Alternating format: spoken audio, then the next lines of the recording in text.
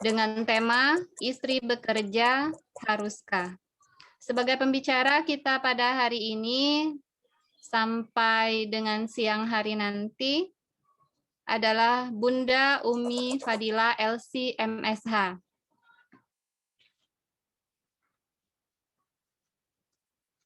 Diingatkan kembali bagi peserta yang sudah hadir untuk mengisi absensi terlebih dahulu.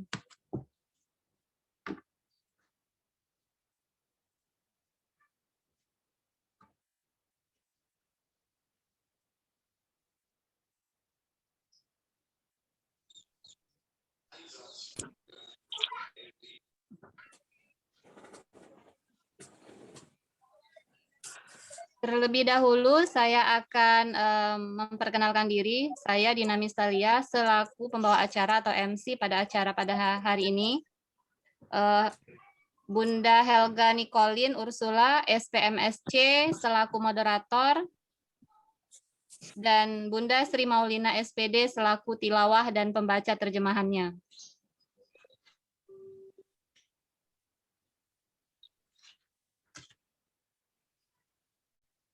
Baiklah, Assalamualaikum warahmatullahi wabarakatuh. Waalaikumsalam warahmatullahi wabarakatuh. Selamat pagi bunda-bunda sekalian. Alhamdulillah. Siapa yang suka daun salam, petik di kebun menjelang petang. Siapa yang ikhlas menjawab salam, mudah-mudahan lunas semua hutang. Kita ulangi lagi ya. Assalamualaikum warahmatullahi wabarakatuh. Waalaikumsalam warahmatullahi wabarakatuh. Alhamdulillah, segala puji bagi Allah yang Maha Pengasih dan Maha Penyayang. Pertama-tama marilah kita panjatkan puja dan puji syukur kehadirat Allah Subhanahu wa taala yang telah mempertemukan kita dalam acara kajian daring khusus wanita Ruang Belajar Salimah PW Salimah Sumatera Selatan bekerjasama dengan PD Salimah Muara Enim. Dalam keadaan sehat walafiat, sholawat serta salam senantiasa kita curahkan kepada Nabi Akhirul Zaman, Nabi Muhammad Sallallahu Alaihi Wasallam. Semoga keluarganya, sahabatnya, dan kita selaku umatnya yang hadir pada hari ini mendapatkan syafaat dari beliau. Amin ya robbal alamin. Marilah kita buka acara kajian daring khusus wanita ini, Ruang Belajar Salimah, dengan melafazkan basmalah. Bismillahirrahmanirrahim. Selanjutnya kita dengarkan tilawah dan pembacaan terjemahannya oleh Bunda Sri Maulina, Sarjana Pendidikan. Kepada Bunda Sri Maulina kami silakan. Assalamualaikum warahmatullahi wabarakatuh. Waalaikumsalam.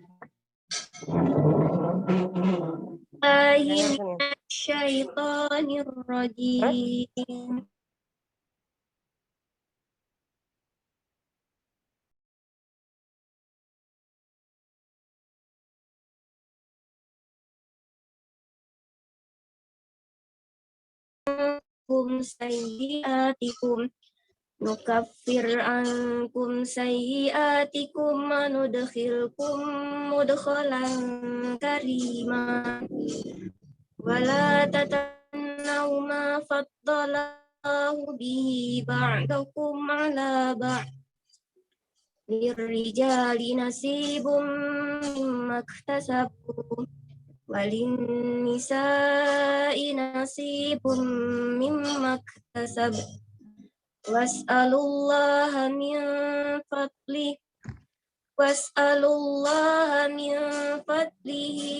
innallaha kana bikulli syai'in alima. Aku berlindung kepada Allah dari godaan syaitan yang terkutuk dengan menyebut nama Allah yang Maha Pengasih lagi Maha Penyayang. Jika kamu menjauhi dosa-dosa besar di antara dosa-dosa yang dilarang mengerjakannya, niscaya kami hapus kesalahan-kesalahanmu dan akan kami masukkan kamu ke tempat yang mulia, yaitu surga. Dan janganlah kamu iri hati terhadap karunia yang telah dilebihkan Allah kepada sebagian kamu atas sebagian yang lain. Karena bagi laki-laki ada bagian dari apa yang mereka usahakan, dan bagi perempuan pun ada bagian dari apa yang mereka usahakan. Mohonlah kepada Allah sebagian dari karunia-Nya. Sungguh Allah Maha mengetahui segala sesuatu. Maha benar Allah dengan segala firman-Nya. Quran Surat An-Nisa ayat 31 sampai 32. Assalamualaikum warahmatullahi wabarakatuh. Waalaikumsalam warahmatullahi wabarakatuh. Selanjutnya, marilah kita dengarkan sambutan Ketua PD Salimah Muara Enim, sekaligus membuka acara kajian daring khusus wanita kita pada hari ini. Kepada Bunda Dona Anggraini, Sarjana Pendidikan, kami silahkan. Baik, bismillahirrahmanirrahim. Assalamualaikum warahmatullahi wabarakatuh. Waalaikumsalam. Waalaikumsalam warahmatullahi wabarakatuh. Alhamdulillahirrahmanirrahim. Wassalatu wassalamu ala asrafil anbiya'i wal mursalin wa ala alihi washabihi ajma'in. Asyhadu an la ilaha illallah wahdahu la syarika lah wa asyhadu anna Muhammadan abduhu wa rasuluh. Allahumma shalli ala Muhammad wa ala ali Muhammad. Yang saya hormati pengurus pimpinan wilayah Sumatera Selatan, alhamdulillah yang berkesempatan hadir hari ini. Yang saya banggakan teman-teman pengurus pimpinan daerah Muara Enim, ya, persaudaraan muslimah, ya, Salimah Muara Enim, yang sama-sama kita cintai, yang telah hadir di tengah-tengah kita bersama, Ustazah Umi Fadila LCM MSH, yang telah berkenan insyaallah nantinya yang akan membimbing kita bersama dalam belajar bersama, ya, di ruang belajar Salimah dengan tema istri bekerja haruskah. Tiada kata yang paling indah selain rasa syukur kita kepada Allah, ya, karena telah mengizinkan kita untuk bisa melaksanakan acara Zoom meeting bersama di ruang belajar Salimah. Alhamdulillah ini ada kerjasama, ya, pimpinan wilayah Salimah Sumatera Selatan dengan pimpinan daerah Salimah Muara Enim. Baik ibu-ibu, sebelumnya yang pertama saya ucapkan rasa syukur, ya, kemudian rasa terima kasih saya dan teman-teman pengurus pimpinan daerah Muara Enim kepada pimpinan wilayah, ya, yang telah mempercayakan kami untuk menjadi host, ya, tuan rumah dalam acara ruang belajar Salimah hari ini. Kemudian juga kami sampaikan ucapan terima kasih kepada pemateri yang sudah bersedia menjadi pemateri hari ini. Kemudian permohonan maaf kami apabila selama dalam acara mungkin sebelumnya, ya, pelayanan kami dalam hal menerima chat ataupun membalas, ya, dirasa kurang berkenan, kami mohon dimaafkan. Kami minta mohon dimaafkan, ya, kesalahan itu. Baik, hari ini ibu-ibu, ya, kita sudah berada di ruang belajar Salimah. Ini adalah pertemuan yang ketiga, ya, sudah bulan ketiga. Yang pertama itu launchingnya bulan Desember kemarin, ya, tanggal 26 Desember. Dan hari ini alhamdulillah 2 kali pertemuan itu di Palembang, ya, sebagai hostnya, dan alhamdulillah hari ini yang ketiga itu sebagai hostnya adalah pimpinan daerah Muara Enim, ya, pimpinan Salimah Muara Enim. Perlu ibu-ibu ketahui bahwa sebenarnya Salimah ini adalah kepanjangannya Persaudaraan Muslimah, ibu-ibu, ya. Jadi Salimah ini merupakan organisasi masyarakat ormas perempuan. Jadi siapapun kita, ya, sebagai muslimah bisa tergabung di Salimah ini. Itu saja sambutan dari saya, ya, ibu-ibu, selamat belajar, dengarkan sampai akhir, ya. Nanti insya Allah di akhir acara ini ada door prize menarik ibu-ibu, jadi jangan sampai kelewatan, ya. Insya Allah nanti sudah disediakan insya Allah 10 ibu-ibu. Kalau di sini pesertanya sudah 72, nanti insya Allah salah satu dari ibu-ibu akan mendapatkannya. Dan di akhir acara akan kita umumkan bersama. Jadi jangan lewatkan, ya, ibu-ibu semua. Baik, itu saja. Baiklah, untuk membuka acara ini, marilah bersama. Tadi sudah dibuka dengan lafaz basmalah di awal, tapi saya buka kembali acara ini dengan mengucapkan lafaz Bismillahirrahmanirrahim. Selamat belajar, selamat bergabung di ruang belajar Salimah. Itu saja sambutan dari saya. Wassalamualaikum warahmatullahi wabarakatuh. Waalaikumsalam warahmatullahi wabarakatuh. Terima kasih kepada Bunda Dona Anggraini selaku Ketua PD Salimah Muara Enim yang telah membuka secara resmi kajian daring khusus wanita kita di ruang belajar Salimah pada hari ini. Selanjutnya diminta perhatiannya sebentar kepada ibu-ibu para peserta kajian kita pada hari ini untuk mengaktifkan video Zoom-nya karena kita akan berfoto bersama. Kepada Mbak Kiki agar memberi aba-aba terlebih dahulu sebelum difoto.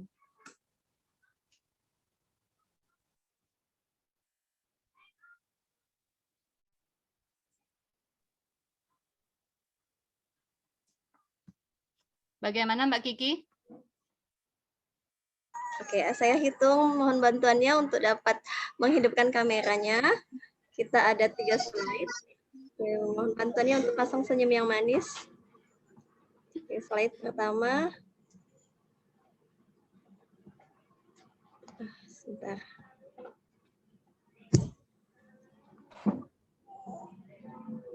Oke, slide kedua.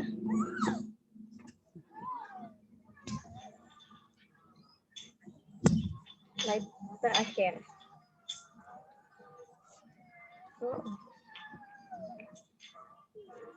Oke, terima kasih. Sudah. Terima kasih Mbak Kiki.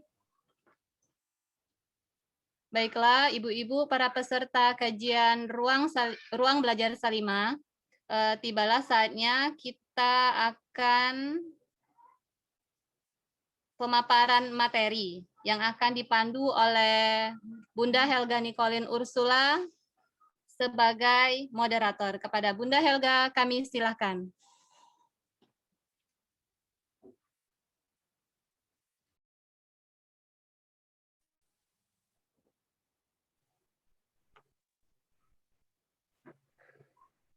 Terima kasih. Assalamualaikum warahmatullahi wabarakatuh.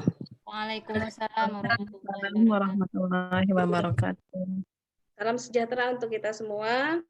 Apa kabar semuanya? Baik, alhamdulillah. Alhamdulillah sehat, Bunda. Semoga kita semua selalu berada di dalam lindungan Allah Subhanahu wa taala. Amin. Terima kasih atas antusiasmenya yang luar biasa untuk mengikuti acara hari ini, untuk bersama-sama menimba ilmu dalam ruang belajar Salimah ini. Tema kita kali ini adalah istri bekerja, haruskah? Saat ini kita berada di dalam dunia yang mengharuskan, dalam tanda kutip ya, semua orang ya, laki-laki maupun perempuan untuk beraktualisasi dalam arti bekerja di luar rumah.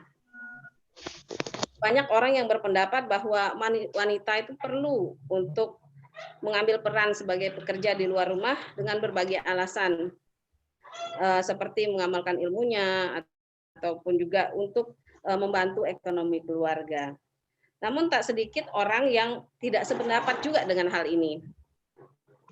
Nah, di dalam kehidupan rumah tangga, para ibu rumah tangga biasanya banyak yang mengalami dilema antara bekerja dan mengurus rumah tangga. Nah, bagaimana Islam memandang hal ini? Bagaimana menyikapi dilema yang dihadapi oleh para bunda, dan apa rambu-rambu yang perlu kita perhatikan dalam mengambil peran sebagai ibu bekerja? Semuanya akan dibahas oleh narasumber kita yang luar biasa pada hari ini. Beliau adalah seorang ibu rumah tangga dengan 4 orang anak. Beliau juga merupakan pengasuh dan pembina di Yayasan Rumah Quran Al-Fatihah NCP Tegal Binangun Palembang, yang juga menjadi pemateri pada kajian majelis taklim. Narasumber kita juga merupakan owner dari Arabian Food Husna Nasi Arab.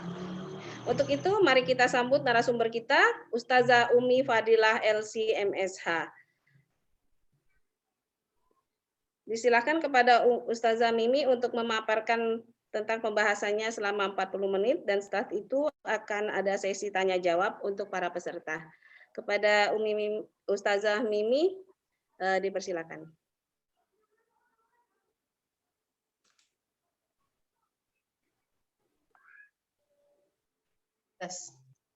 Kedengaran ya? Kedengaran. Dan Bismillahirrahmanirrahim. Assalamualaikum warahmatullahi wabarakatuh.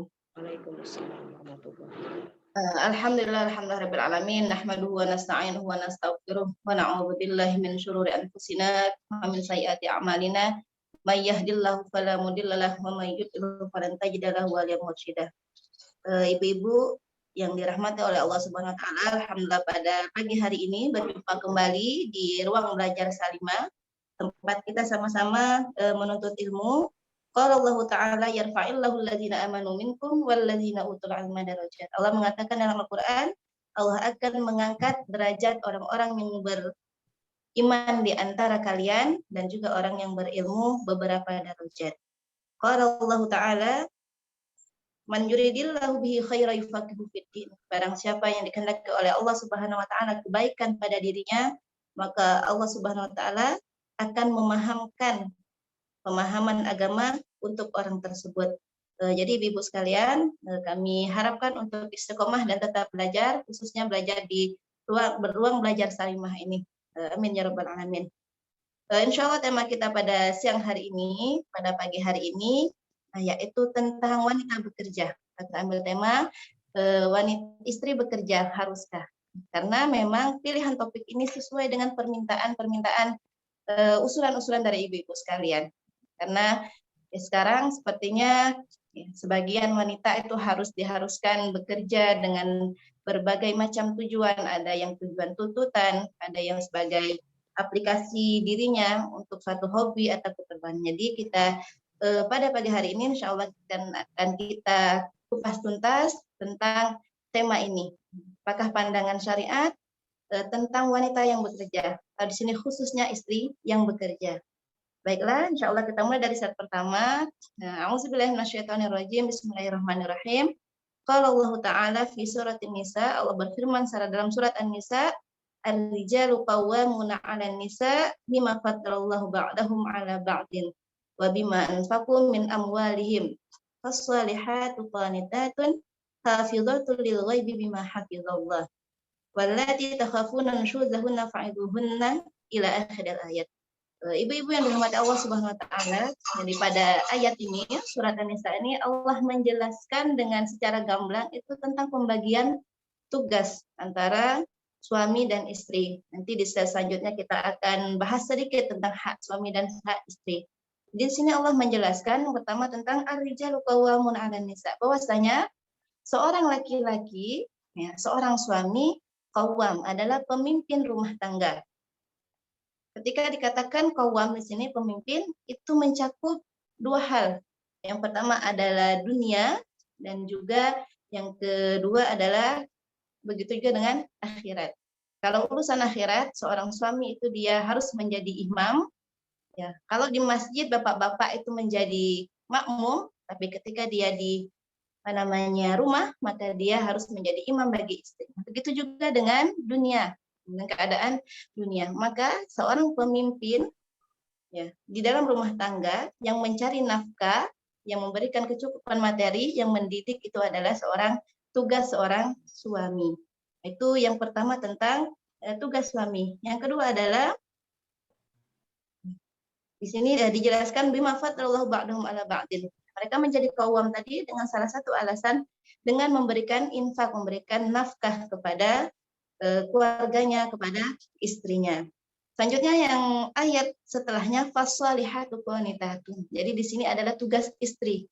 Tugas utama seorang istri. Fassalihatun, yaitu istri yang solihah, qanitatun, menerima apa adanya. Hafizatul lil ghaibi bima hafizallah.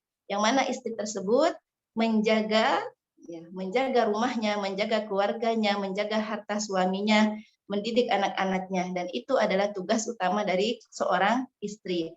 Jadi kita bahas dulu pembagian tugas secara gamblang menurut syariat. Jadi tugas suami adalah mengayomi, termasuk juga memberikan kecukupan materi, dan tugas istri, kewajiban istri yang sesungguhnya, yang sebenarnya adalah melayani suami dan juga mendidik anak-anak. Lanjut yang ke slide kedua. Di sini kita bahas sedikit pada slide kedua tentang hak seorang istri. Walaupun nanti insya Allah kajian selanjutnya kita akan bahas secara tuntas tentang hak istri, hak suami, dan juga hak masing-masing antara keduanya. Nah, kita lihat sedikit ya. Jadi hak istri yang pertama itu mahar atau mas kawin. Yang kedua adalah nafkah. Masukkan di sini nafkah harta. Yang ketiga, hak istri adalah adil dan bagian. Nah, ini salah satunya kenapa disyariatkan poligami. Nah, ini di sini ada adil dalam pembagian, baik pembagian waktu ataupun pembagian harta dan lain-lain. Yang keempat, diperlakukan dengan baik oleh suami. Lanjut slide selanjutnya. Sedangkan hak suami adalah yang pertama, diperlakukan dengan baik oleh istrinya. Jadi kalau seorang istri mau diperlakukan baik oleh suaminya, maka menjadi hak suami juga diperlakukan baik dengan oleh istrinya. Jadi kalau misalnya nak suami istri kan tidak mau dimarahin oleh suami, galak dioceh oleh suami, ya begitu juga sebaliknya, suami pun tidak mau diperlakukan seperti itu dengan istrinya. Yang kedua adalah hak menjadi pemimpin dalam rumah tangga. Yang ketiga adalah hak mendapatkan ketaatan dari istri. Jadi seorang suami, seorang imam, itu dia mendapatkan hak untuk ketaatan dari istrinya. Ya, dan ketaatan kepada suami ini di atas segala-galanya. Yang keempat, hak yang berhubungan dengan rumah. Jadi seorang suami berhak mendapatkan hak istrinya menetap di rumah. Istri menjaga suami, istri melayani suami. Itu hak suami terhadap istri. Yang kelima adalah hak mendidik istri. Jadi itu kita lihat sekilas saja ya. Nanti kita akan paparkan secara gamblang tentang nafkah dan wanita bekerja. Selanjutnya ke slide keempat. Kalau di sini kita bahas tentang dalil-dalil. Dalil-dalil bahwasanya yang mencari nafkah utamanya adalah seorang laki-laki atau seorang suami. Jadi ketika seorang laki-laki ketika dia siap untuk menikah, bukannya setelah menikah ya. Jadi sebelum dia menikah dia harus sudah siap menyiapkan dirinya untuk mendapatkan kasbur rezeki tadi, mendapatkan rezeki, menyiapkan dirinya mentalnya bahwasanya ya di dalam keluarga ketika dia menikah itu yang mencari nafkah, menjadi tulang punggung keluarga itu adalah dia, bukan istrinya atau bukan yang lainnya minta sana sini. Jadi itu yang harus ditanamkan oleh para suami dan calon-calon suami. Ya, Allah Ta'ala, Allah berfirman dalam surat Al-Baqarah, wa 'alal mauludi lahu rizquhunna wa kiswatuhunna bil ma'ruf. Jadi Allah mengatakan di sini wa 'alal mauludi lahu. Dan bagi wanita-wanita yang melahirkan, maksudnya istri, lahu rizquhunna, dia berhak mendapatkan rezeki berupa baik itu berupa makanan, berupa tempat tinggal dan lain-lain. Bagi suatu guna. Begitu juga dia berhak mendapatkan pakaian yang layak.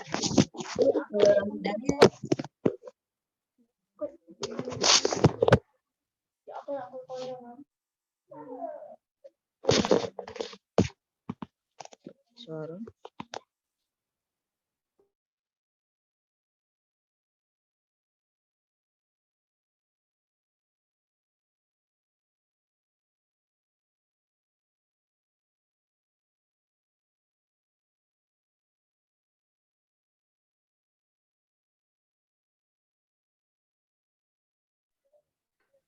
Ustazah, suaranya hilang, Ustazah.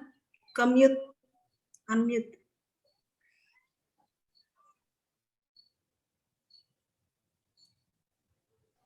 Gangguan sinyal mungkin ya, Mbak ya.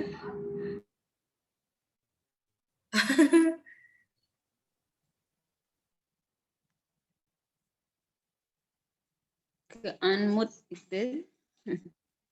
Ya, hidupin mikrofonnya itu, Ustazah. Ke unmute itu.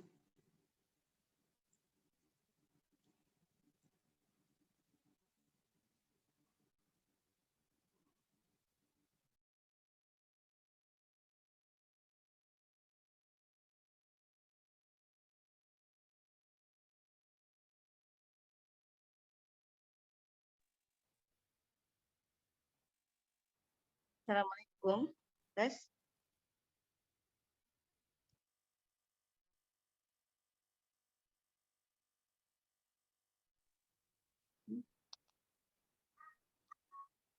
Assalamualaikum. Waalaikumsalam. Waalaikumsalam. Oh, yang terkeluar ya? Iya. Ya Allah, ya. Maaf. Ganti ini. Ya, jadi ini yang kita lanjut ke sini itu tentang kewajiban nafkah tadi. Jadi yang pertama itu dalil dari Al-Qur'an bahwasanya seorang istri, ya, seorang ibu dari anak-anak itu dia berhak mendapatkan yang namanya tadi rizki berupa makanan, pakaian dari suaminya. Yang selanjutnya adalah surat At-Tolak ayat ke-6. Qala Allah Ta'ala askinuhunna min haitsu sakantum min wujdikum. Dia seorang suami juga ketika dia bersiap menikah atau ketika dia telah menikah itu dia wajib mempersiapkan tempat tinggal untuk istri dan calon anak-anaknya.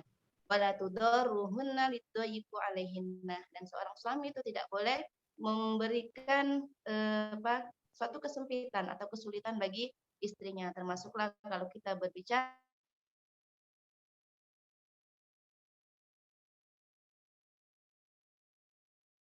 tinggal, ya seorang menikah dia mengatakan tidak mau serumah dengan ipar misalnya, tidak mau serumah dengan orang tua sang suami, itu bisa menjadi haknya dan bisa menjadi syarat ketika dia menikah. Jadi memang seorang istri itu ketika menikah hak dia untuk mendapatkan tempat tinggal, baik itu rumahnya ngontrak atau rumah sendiri atau rumah kredit atau rumah apa atau istana, ya yang jelas dia berhak untuk mendapatkan tempat tinggal dari suaminya. Yang selanjutnya adalah surat At-Tolak ayat 7. At-Tolak ayat 7, Allah berfirman, liyunfik zu sa'atim min sa'atih wa man qudira alaihi rizquhu falyunfik mimma atahullah. Jadi kata Allah Subhanahu wa taala, hendaklah di antara kalian zu memberikan infak, memberikan nafkah kepada istrinya zu sa'atin min sa'ati, sesuai kemampuan kalian. Jadi kalau misalnya seorang suami yang gajinya 10 juta, mendapatkan 10 juta, maka dia berhak sesuai dengan apa yang dia dapatkan. Ya tidak semua mesti gaji, ya. Gaji suami itu dikasihkan ke istri itu tidak ada tuntunan syariatnya. Tapi itu akan berbeda ketika misalnya pemasukannya itu 3 juta atau 4 juta. Tapi di sini yang jelas Allah tahu kemampuan seorang suami tersebut. Maka yang bagi dia adalah memberikan nafkah kepada istri dan anak-anaknya sesuai dengan kadar kemampuannya. Wa man qadira alaihi rizqahu falyunfiq mimma atahu. Dan barang siapa yang diberikan oleh Allah Subhanahu wa taala keluasan rezeki baginya, maka hendaklah dia memberikan infak, memberikan nafkah kepada anak dan istrinya sesuai dengan apa yang telah diberikan oleh Allah kepadanya. Yaitu ibu-ibu sekalian tentang dalil nafkah bagi seorang istri. Sekali lagi bertanya, nafkah itu wajib diberikan seorang laki-laki kepada istrinya, bukan sebaliknya. Ya, next. Lanjut.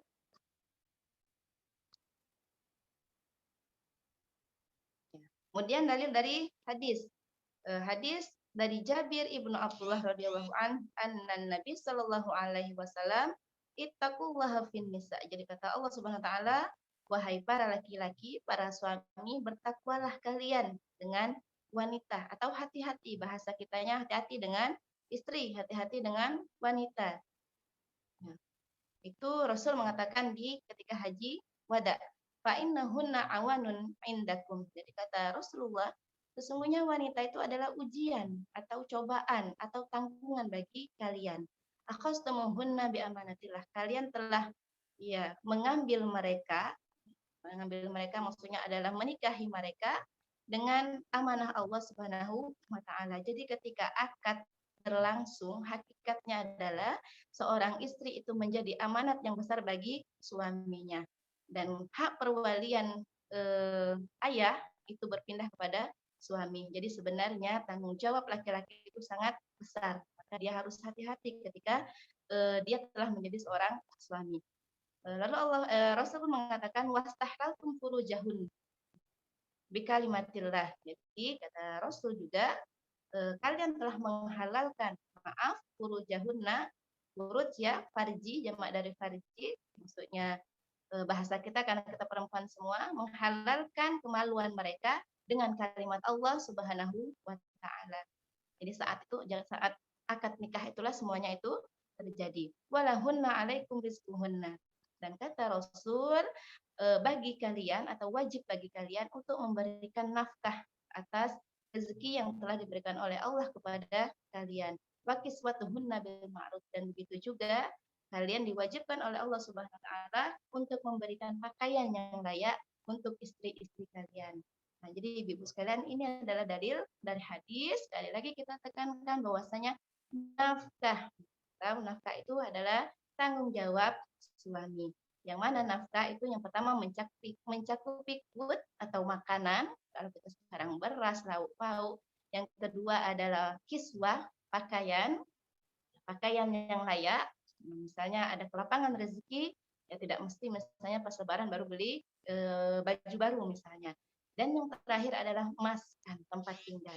Dan ini semuanya harus diberikan oleh sang suami kepada istrinya sesuai dengan kemampuan suami tersebut. Ya, next, lanjut.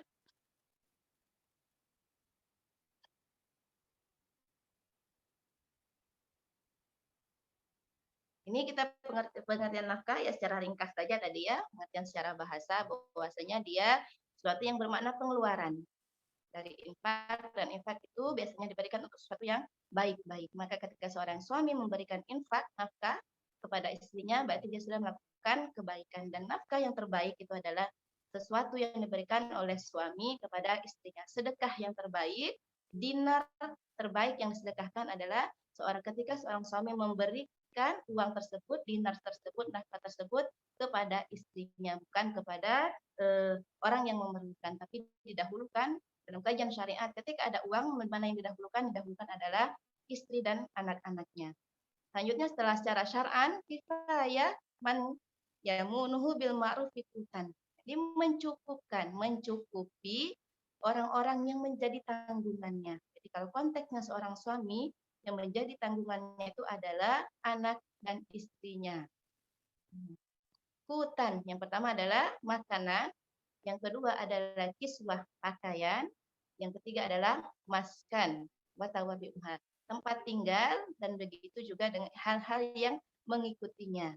Ya, maskan, tempat tinggal, atau ya kalau sekarang kalau mampu misalnya seorang suami mampu memberikan ART kepada istrinya, ya, maka itu suatu menjadi kewajiban, malah bahkan itu menurut pendapat ulama wajib bagi suami yang mampu untuk memberikan ya ART tadi, kalau kita bahasanya rewang atau apalah ya, atau kalau bahasa Arabnya khodimah, itu kepada istrinya. Jadi karena memang tugas utama istri itu adalah melayani suami dan juga mendidik anak, ya bukan yang lainnya itu secara syariatnya, walaupun nanti kita bahas banyak kondisi-kondisi yang memang tidak sesuai dengan apa kata syariat. Ya, selanjutnya next.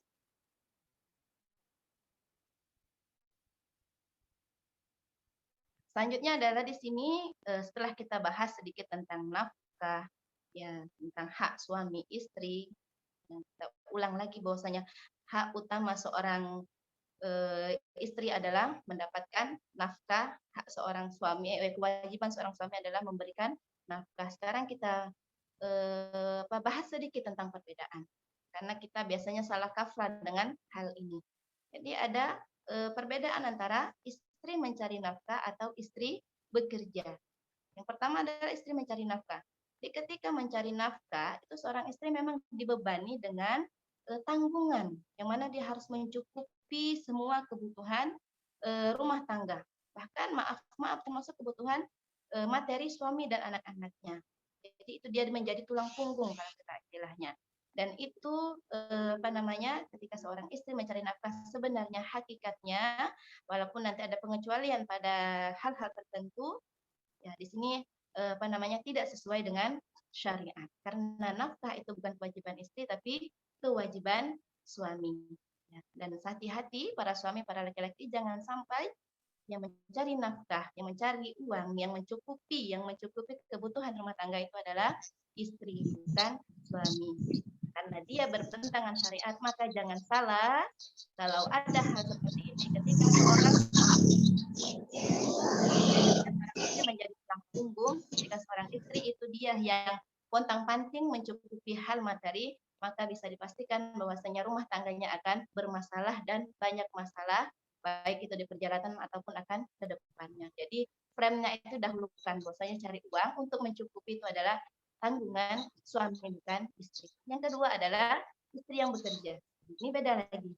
Kalau istri bekerja, ya dia mungkin ada beberapa tujuan. Pertama bisa tujuan mengaplikasikan diri, bisa jadi karena hobi, bisa jadi karena apa? Dia memang harus mengajar misalnya ya, mengajar. Akan tetapi dia tidak dibebani dengan materi mencukupi atau kecukupan materi. Jadi kalau bahasa kita cuman nambah-nambahi misalnya ya, atau bahasa kitanya cuman ya apa? Suka-suka istri itu karena asas ya dia mampu dan ahli pada bidangnya. Banyak nanti bidang-bidang yang memang harus dikuasai oleh perempuan seperti perawat, dokter, apa namanya kalau kita terapis sekarang itu ya, atau juga kalau dalam segi keilmuan ada dosen itu guru atau guru TK semuanya harus ya memang yang layak menjadi itu semua itu adalah wanita tadi atau perempuan dan tidak menutup kemungkinan mereka sudah berstatus jadi istri orang. Nah, itu kita samakan dulu persepsi tentang nafkah dan bekerja. Jadi beda nafkah dengan bekerja. Jadi bekerja itu kalau kita ini lebih santai ya, lebih santai, lebih seorang wanita itu tidak tertekan dia harus ini, harus cukup ini, harus bayar listrik, harus bayar apa. Nah, itu kalau bekerja. Next, selanjutnya. Lanjut, Ki. Nah, di sini kita akan bahas tentang dalil wanita boleh bekerja. Jadi dalam Al-Quran itu Allah mengatakan, dalam Quran surat An-Nahl ayat 97, "Man 'amila shalihan min dzakarin aw unsa wa huwa mu'min, falinuhyiyannahu hayatan thayyibah." Kata Allah Subhanahu wa taala dalam surat ini, barang siapa yang mengerjakan amal soleh, baik itu laki-laki dan perempuan, wa huwa mu'min dan dia beriman kepada Allah Subhanahu wa taala, falanuhyiyannahu hayatan thayyibah. Maka kata Allah, kami akan memberikan kehidupan yang layak baginya. Nah, jadi di sini kata-katanya amil, amal soleh ya, melakukan perbuatan yang soleh dari laki-laki dan juga dari perempuan. Jadi masing-masing laki-laki dan perempuan itu mempunyai hak, mempunyai kebolehan untuk melakukan, untuk bekerja selama itu pekerjaannya itu soleh, pekerjaannya itu baik. Jadi ketika seorang wanita dia bekerja, dia menjadi guru, nah, itu adalah amal soleh baginya. Maka secara syariat hakikatnya dia dibolehkan oleh Allah Subhanahu wa taala. Selanjutnya dalam surah Al-Qasas Allah mengatakan, ini adalah kisah ketika putrinya Nabi Shu'aib itu bertemu dengan Nabi Musa. Pada akhirnya di akhir kisah ini bahwasanya nanti Nabi Musa diperintahkan memilih mana yang mau dinikahin. Jadi anak Nabi Shu'aib ini dua. Dan Nabi Shu'aib ini adalah pada saat itu sakit, dalam keadaan sakit.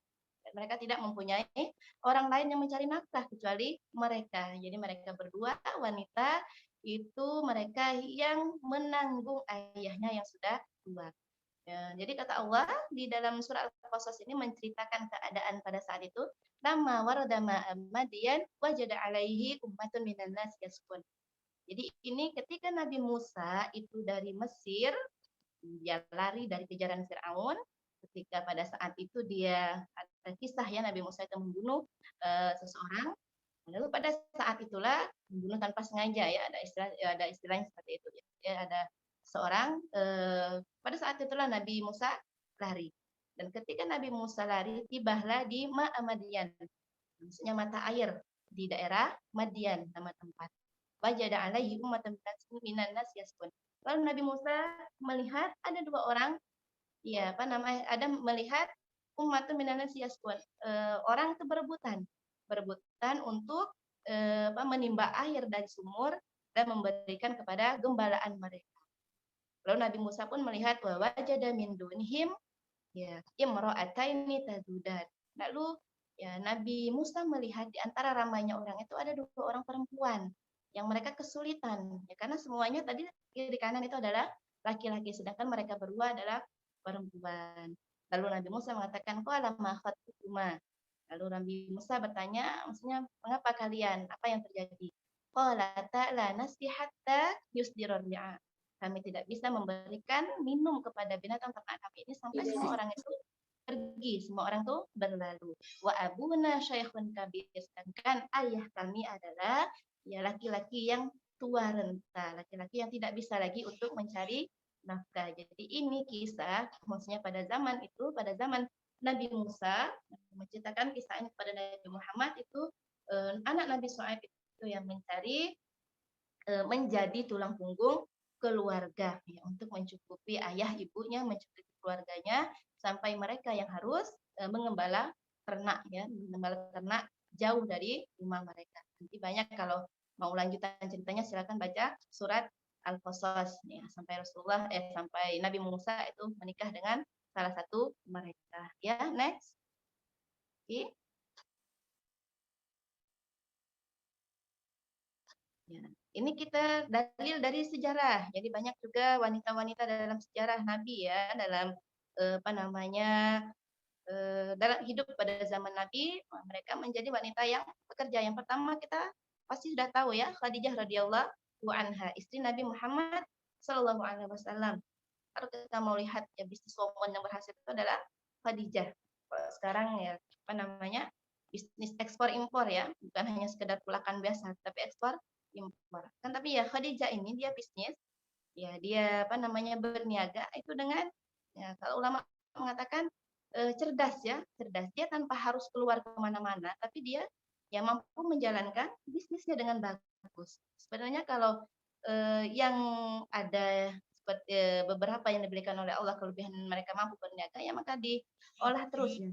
Sampai waktu untuk keluarga itu banyak terbengkalai karena ya hal-hal yang sepele misalnya dengan perniagaan. Jadi Khadijah seperti itu. Kalau kita mau menyontoh Khadijah. Tapi pada saat itu yang membawa barang Khadijah itu adalah Rasulullah dalam sirahnya ya.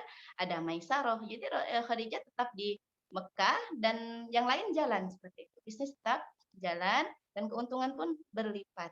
Jadi dia memperkerjakan orang-orang. Selanjutnya ada Ummu Sulaim. Nah, jadi Ummu Sulaim ini adalah sahabat wanita Rasul yang mana suka ikut ketika Rasul perang. Tugasnya adalah mengobati orang-orang yang luka. Nah, jadi kalau kita sekarang profesinya adalah sebagai dokter, dokter kandungan apalagi ya. Jadi ibu-ibu kan rata-rata kalau mau melahirkan, mau cek kehamilan biasanya mau sama dokter wanita, dokter perempuan, itu juga dengan perawat. Biasanya telaten itu adalah perempuan. Dan lain-lainnya ada terapis, ada apa. Nah, itu kalau kita mencontoh Ummu Sulaim. Jadi Ummu Sulaim ini pada zaman Rasul itu ikut perang dan dia mengobati orang-orang yang luka dan itu juga memberikan minuman untuk para tentara. Selanjutnya adalah Raita istri Abdullah bin Mas'ud. Nah, ini adalah seorang sahabiat yang diuji oleh Allah dengan kemiskinan suaminya. Ya, jadi pernah dia satu hari itu dia kalau kita ini berutuan atau apa namanya ngadu kepada Rasulullah, wahai Rasul, Abdullah bin Mas'ud itu adalah seorang laki-laki yang sangat miskin. Dan aku mempunyai pekerjaan menyamak kulit. Menyamak kulit itu kerajinan tangan kalau dulunya ya. Jadi dari kulit hewan yang mati itu disamak, dibersihkan sampai dia menjadi tempat minum, ya, tempat wadah makan. Nah, itu jadi kalau kita sekarang bisa diambil istinbatnya itu sebagai kerajinan tangan, apapun bentuknya ya. Ada yang buat bros misalnya, ada yang jahit atau apa dan lain-lainnya. Nah, itu Raita istri Abdullah bin Mas'ud. Sampai kata Rasulullah SAW, ya, apa yang kamu berikan kepada Abdullah bin Mas'ud dan anaknya itu maka dihitung sebagai sedekah. Jadi inilah indahnya Islam ya ibu-ibu. Seorang istri memang ada saatnya diuji oleh Allah, rumah tangganya itu kekurangan materi, maka ketika yang mencukupi itu istri, nah, nanti sesuai dengan syaratnya di bawah nanti ya, nah itu dia akan mendapatkan pahala sedekah karena mencukupi suami dan anak itu bukan kewajibannya. Jadi ketika dia memberikan materi, memberikan harta, mencukupi kebutuhan, maka dihitung oleh Allah SWT sebagai sedekah. Yang selanjutnya adalah wanita yang mengembala kambing. Ini di hadis Nabi Muhammad SAW. Jadi pada saat itu ya ada cerita Maksudnya seorang wanita itu mengembala kambing dan kambing ada terjadi sesuatu hal terhadap kambingnya dan disuruh Rasulullah cepat untuk disembelih. Yang selanjutnya adalah Aisyah. Jadi Aisyah radhiyallahu anha, betapa banyak hadis ya, hadis-hadis yang sifatnya khusus wanita itu ya. Itu dijelaskan oleh Aisyah radhiyallahu anha, dan Aisyah seperti sepeninggal Rasulullah SAW itu mempunyai majelis khusus. Majelis khusus yang mana di sana mengajarkan hadis, mengajar tafsir, mengajar fikih. Jadi kalau kita sekarang tasawurnya siapa? Guru, dosen, apalagi ya guru dan macam-macam jenisnya ya. Mau apapun yang jelas yang dia memberikan ilmu, baik itu mencontoh Aisyah radhiyallahu anha, istri Rasulullah SAW. Dan ada beberapa hal yang memang tidak bisa disampaikan oleh guru laki-laki. Seperti pembahasan kita kemarin ya nggak mungkin masalah intim rumah tangga itu mau dibahas oleh Ustadz. Ya, kayaknya bakalan lari semua ya. Kalau saya pun nggak mau dengarnya ya. Ya nanti ada masalah misalnya darah wanita, itu memang yang harus menjelaskan adalah wanita atau dosen-dosen di universitas atau apa. Nah itu memang profesi sebenarnya yang harusnya diduduki oleh wanita. Dan masyarakat umat itu perlu itu. Dan selanjutnya adalah Zainab binti Jahsy. Zainab binti Jahsy juga adalah istri Rasulullah Shallallahu Alaihi Wasallam. Bahasa sejarah Zainab binti Jahsy ini adalah mantan menantu Rasulullah dari anak angkatnya Zaid bin Harisah. Ya ini untuk membatalkan tabanni, istilahnya anak angkat. Jadi Zainab binti Jahsy ini juga sama memiliki keahlian menyamak kulit. Dan Zainab binti Jahsy ini adalah orang yang paling paling senang bersedekah dibanding istri Rasulullah Shallallahu Alaihi Wasallam. Dan sedekahnya itu adalah dari hasil dia menyamak kulit. Jadi kalau kita sekarang hasil dari jualan misalnya itu untuk sedekah. Yang selanjutnya yang terakhir adalah Asma binti Abu Bakar. Ini kisahnya adalah Asma binti Abu Bakar ini juga diuji oleh Allah Subhanahu wa taala dengan kehidupan rumah tangga yang sulit di awal-awal ya. Jadi Zubair bin Awam, suaminya Asma binti Abu Bakar ini adalah seorang laki-laki yang miskin. Jadi kata Asma sampai ya saya itu memindahkan buah kurma itu dari kebun ya, dari kebun, ngangkat dari kebun. Itu juga kata Asma pada saat itu ya yang ngurus kudanya itu cuman hanya saya, kata Asma. Padahal Asma ini adalah anaknya Abu Bakar As-Siddiq. Jadi itu perjalanan rumah tangga, para sahabat. Dan memang itu akan diuji sesuai kadar kemampuan rumah tangga tersebut. Ya, next. Lanjut, Ki. Ya, ini contoh pilihan pekerjaan sesuai dengan fitrah wanita. Tadi baca ya, dokter, perawat, bidan. Yang kedua, kepolisian. Biasanya yang menggeledah itu adalah kita senengnya kan kalau polisinya perempuan, apalagi di bandara ya, angkat tangan, nanti dicek semua ya, tas, koper, termasuk badan kita semuanya pakai tangan. Jadi kita yang lebih nyaman itu adalah ketika polisinya itu seorang wanita. Bidang keilmuan, dosen, guru, ustazah, dan lain-lain ya, macam-macam. Yang keempat adalah menjahit, menenun, kerajinan tangan, yang apa saja yang sesuai dengan fitrah wanita. Sekarang itu nyulam, tahu apa saja yang itu sifatnya craft atau kerajinan tangan. Yang kelima bidang perniagaan. Jadi seorang wanita juga itu ya bisa memilih dalam bidang perniagaan, jualan, baik itu mulakan atau jadi reseller atau agen atau apalah ya, yang jelas seperti itu. Jadi seorang wanita pun dia bisa untuk berniaga. Dan yang keenam adalah tata rias, kecantikan. Ya, misalnya perias pengantin atau apa selama itu sesuai dengan syariat. Ya, harus ada syarat-syaratnya. Tidak boleh mencukur alis, tidak boleh menyambung rambut. Dan kalau untuk pengantin itu tidak boleh terlalu menor ya, terlalu apa? Ya itu syarat-syaratnya. Jadi intinya ini adalah pilihan-pilihan pekerjaan yang sesuai dengan fitrah wanita atau apa saja profesi yang kira-kira sekarang itu sesuai dengan fitrah wanita. Fitrah wanita itu apa? Ya, tidak bisa terlalu lelah, tidak bisa terlalu capek. Maka kalau yang berat-berat, yang angkat berat atau apa itu serahkan kepada laki-laki, kepada suami. Itu tidak sesuai dengan fitrah wanita. Next.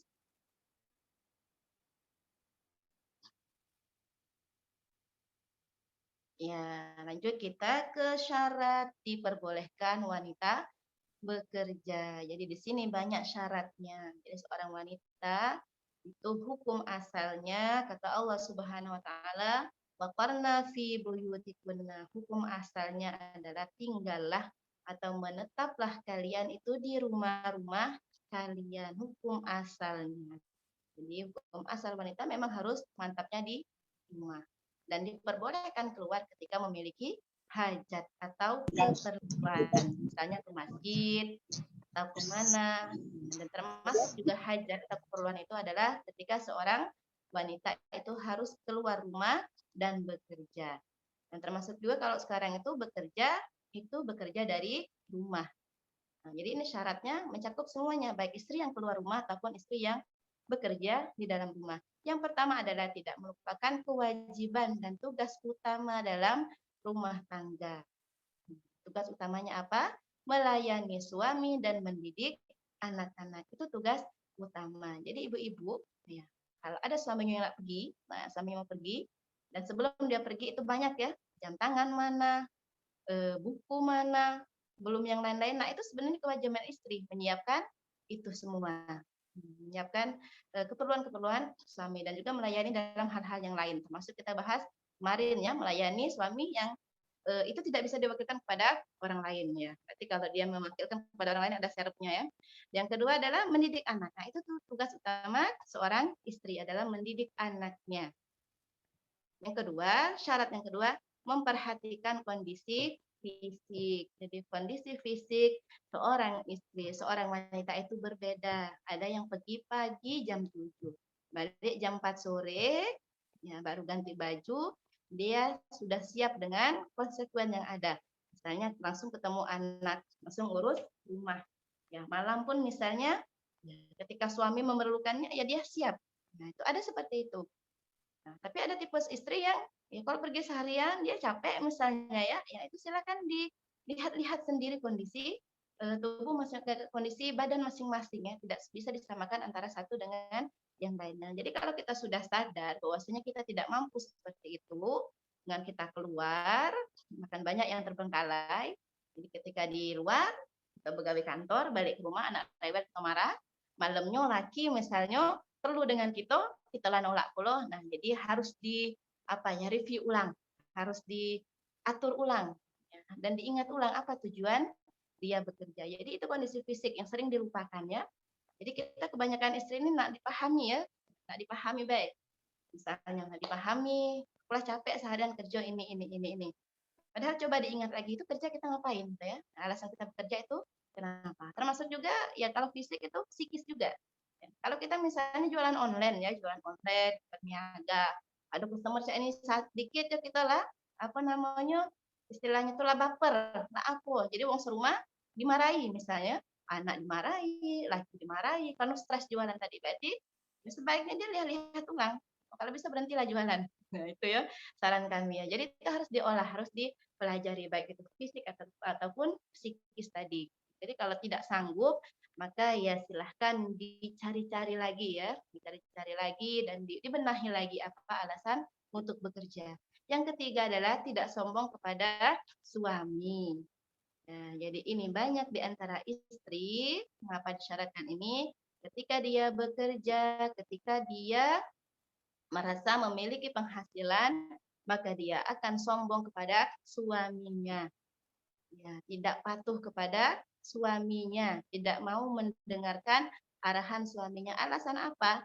Ya alasan dia walaupun pisah katanya dia tetap memiliki penghasilan. Dan itu alasan sekarang itu mengapa wanita banyak minta cerai. Mengapa mengajukan gugatan cerai? Alasannya karena dia mampu secara materi. Jadi kalau suaminya pergi ya pergilah, aku masih bisa makan, anakku bisa makan. Nah, itu memang sesuatu yang biasanya dihadirkan ya, hadir selalu was-was oleh setan tadi, oleh setan. Maksudnya seorang istri ketika bekerja itu mempunyai perasaan-perasaan itu ya, memiliki perasaan dia sombong kepada suaminya. Itu kita kembalinya ke diri kita masing-masing ya. Tidak bisa kita mengukur oh si A sama dengan suami itu, kembali kepada diri kita sendiri, tidak menutup kemungkinan ya. Bahkan yang berbicara pun seperti itu ya. Karena kita ketika kita merasa punya penghasilan, ya kita menyepelekan pemberian suami atau kita bahkan sombong. Tidak kau pun aku pacak juga ya, misalnya itu bahasa Palembangnya ya. Ya, jadi itu seperti itu. Jadi dihindari sifat ini. Maka bersihkan hati sebelum bekerja, maka silakan bersihkan hati. Dan di pertengahan bekerja pun dibersihkan hati, akan sampai dengan kita ikut mencari harta, mencari penghidupan, mencari uang, nah itu akan menimbulkan rasa sombong kepada suami. Karena kata Allah Subhanahu Wa Taala, kata Rasulullah SAW, ya kalau Allah aku diperintahkan untuk kepada seseorang untuk bersujud kepada orang lain, maka aku akan memerintahkan kepada seorang istri untuk sujud kepada suaminya. Jadi walaupun begawe tetap hormat dengan suami. Yang keempat adalah memperhatikan adab keluar rumah. Adab keluar rumah termasuk pakaian, aurat, dan usahakan tempat bekerja itu tidak ikhtilat, maksudnya campur laki-laki dengan perempuan yang berdekatan, bergesekan, misalnya seperti itu ya. Nah, jadi ketika ini pastikan, misalnya di kantor berjarak ya, itu juga pakaian harus menutup, tidak berhias, pakaian juga harus menutup aurat, jilbab itu diulurkan ke dada, dan hati-hati jangan cengengesan. Dan jangan sering-sering ngobrol dengan suami orang. Nah, ini banyak kejadian. Saya pun kadang kalau masuk kantor saya diem aja gitu ya, karena banyak kejadian gitu ya. Sepertinya santai aja cerita. Ini istri orang bercerita, ya walaupun dia menceritakan suaminya, bercerita dengan seorang laki-laki yang itu adalah statusnya suami orang juga. Itu kayaknya akrab banget kayak seperti perempuan. Nah, itu harus dihindari. Nah, kalau kita tidak mampu ya silahkan direview ulang gitu ya.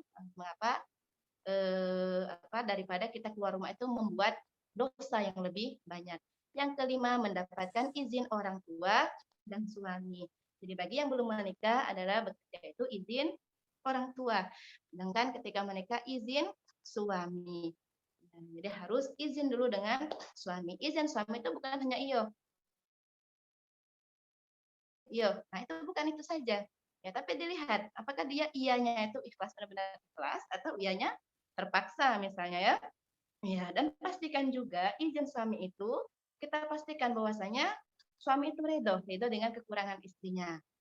Jelas ya, ketika suami istri bekerja itu adalah kekurangan, ya, kekurangan waktu, kekurangan pelayanan. Nah, jadi itu suami harus ikhlas saat dia memerlukan istrinya lagi kerja, misalnya lagi begawe. Kemarin setelah kajian kemarin ada yang bertanya, Ustazah bagaimana ketika saat nyolana apel pagi hari Senin, yang suami minta jatah misalnya ya, saya jawab saja.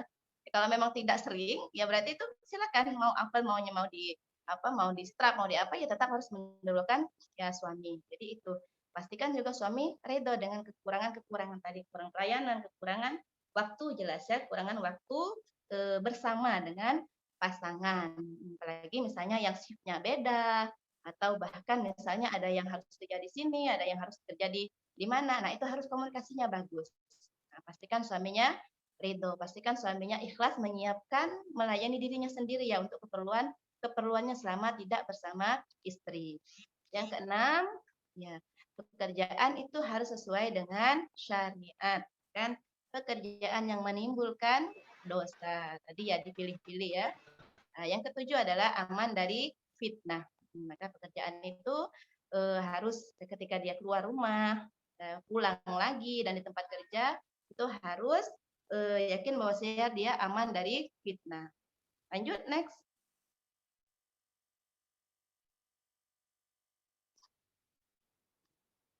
Ya, ini beberapa catatan-catatan ya. Jadi apapun profesi dan jenis pekerjaan seorang istri, nah, di hal yang kita bahas tadi bahwasanya pada hakikatnya wanita itu boleh bekerja, bukan mencari nafkah ya, kita tekankan lagi bekerja.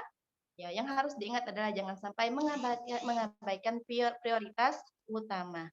Prioritas utama dia sebagai istri dari suami dan juga sebagai ibu dari anak-anaknya. Yang tugasnya adalah menjaga menjaga suami dan menjaga anak-anaknya. Nah, itu profesi dan jenis pekerjaan apapun dia bentuknya. Jadi dia jangan sampai mengabaikan ini. Ya, lanjut. Next.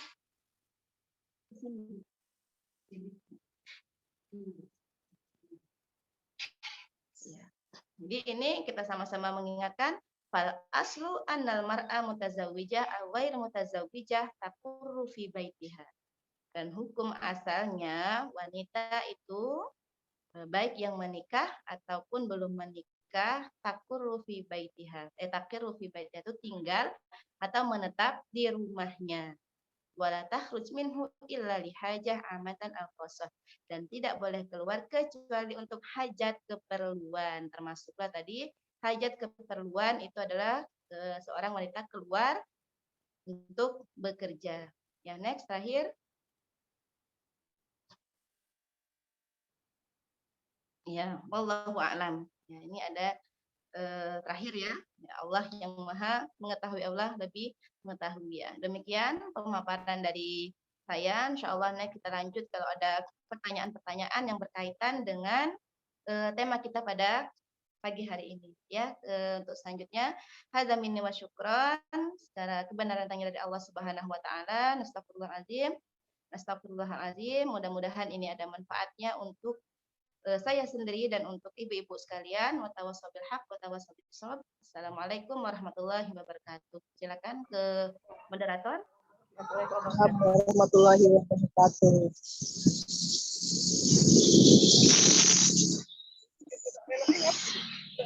Helga masih aman unmute Mbak, mic-nya Mbak. Alhamdulillah. Terima kasih kepada Ustazah Mimi yang telah menyampaikan paparannya. Jadi kita banyak mendapatkan ilmu ya. Saya juga baru tahu rambu-rambu yang harus dipahami oleh wanita-wanita bekerja ya. Mungkin yang ingin bertanya dipersilakan. Ini ada dari Handriani. Saya akan membacakan dulu beberapa pertanyaan yang masuk. Satu-satu aja ya, langsung jawab nanti. Oke. Ya. Dari Handriani ya. Tadi intinya ketika kebutuhan keluarga sudah sangat banyak, jadi harus ikut nambah penghasilan, sementara ada amanah dakwah juga. Itu gimana menyikapinya, Umi? Silakan. Kebutuhan, jadi harus ikut bekerja gitu ya. Ya. Nah, jadi seorang istri yang dia dituntut bekerja karena untuk mencukupi keperluan, karena ada hal misalnya ternyata ya suami tidak bisa memenuhi semua kebutuhan. Jadi walaupun sebenarnya kalau masalah rezeki itu masalah nafkah, sebenarnya seorang suami, seorang laki-laki itu memang harus lebih meyakinkan dirinya dan memang harus usahanya harus lebih giat, dan juga memang harus dipasang di frame-nya bahwasanya ini yang mencukupi ini itu adalah saya, bukan istri saya. Karena banyak nanti kewajiban istri ikut kerja, ikut jualan, padahal dia juga harus nyuci, harus masak, harus ngurus anak, belum lagi anak daring, itu macam-macam ya. Ya, jadi dalam hal ini sebenarnya maka seorang istri memang harus, yang pertama adalah ketika dua-duanya bekerja, komunikasi juga harus dijalin dengan baik, dengan bagus. Ya, jadi termasuklah ketika seorang istri yang pertama itu membantu perekonomian keluarga, maka seorang suami juga harus paham tentang urusan domestik rumah tangga, maka ringankan beban istri, karena istri sudah membantu tugasnya, membantu kewajibannya. Jadi termasuklah urusan domestik, tidak mesti misalnya nyuci piring harus terus ya, misalnya nyuci baju. Ini istri semuanya ya, kasur, dapur, sumur kata orang tuh ya. Padahal yang wajib itu adalah kasur baik. Yang wajib untuk seorang istri ya, seperti itu. Nah, jadi itu dari ketika ada amanah dakwah ya, memang seorang istri itu dituntut memang harus jadi visioner yang bagus ya, bagaimana mengelola waktu, bagaimana mengelola emosi seperti itu. Jadi semakin terlatih.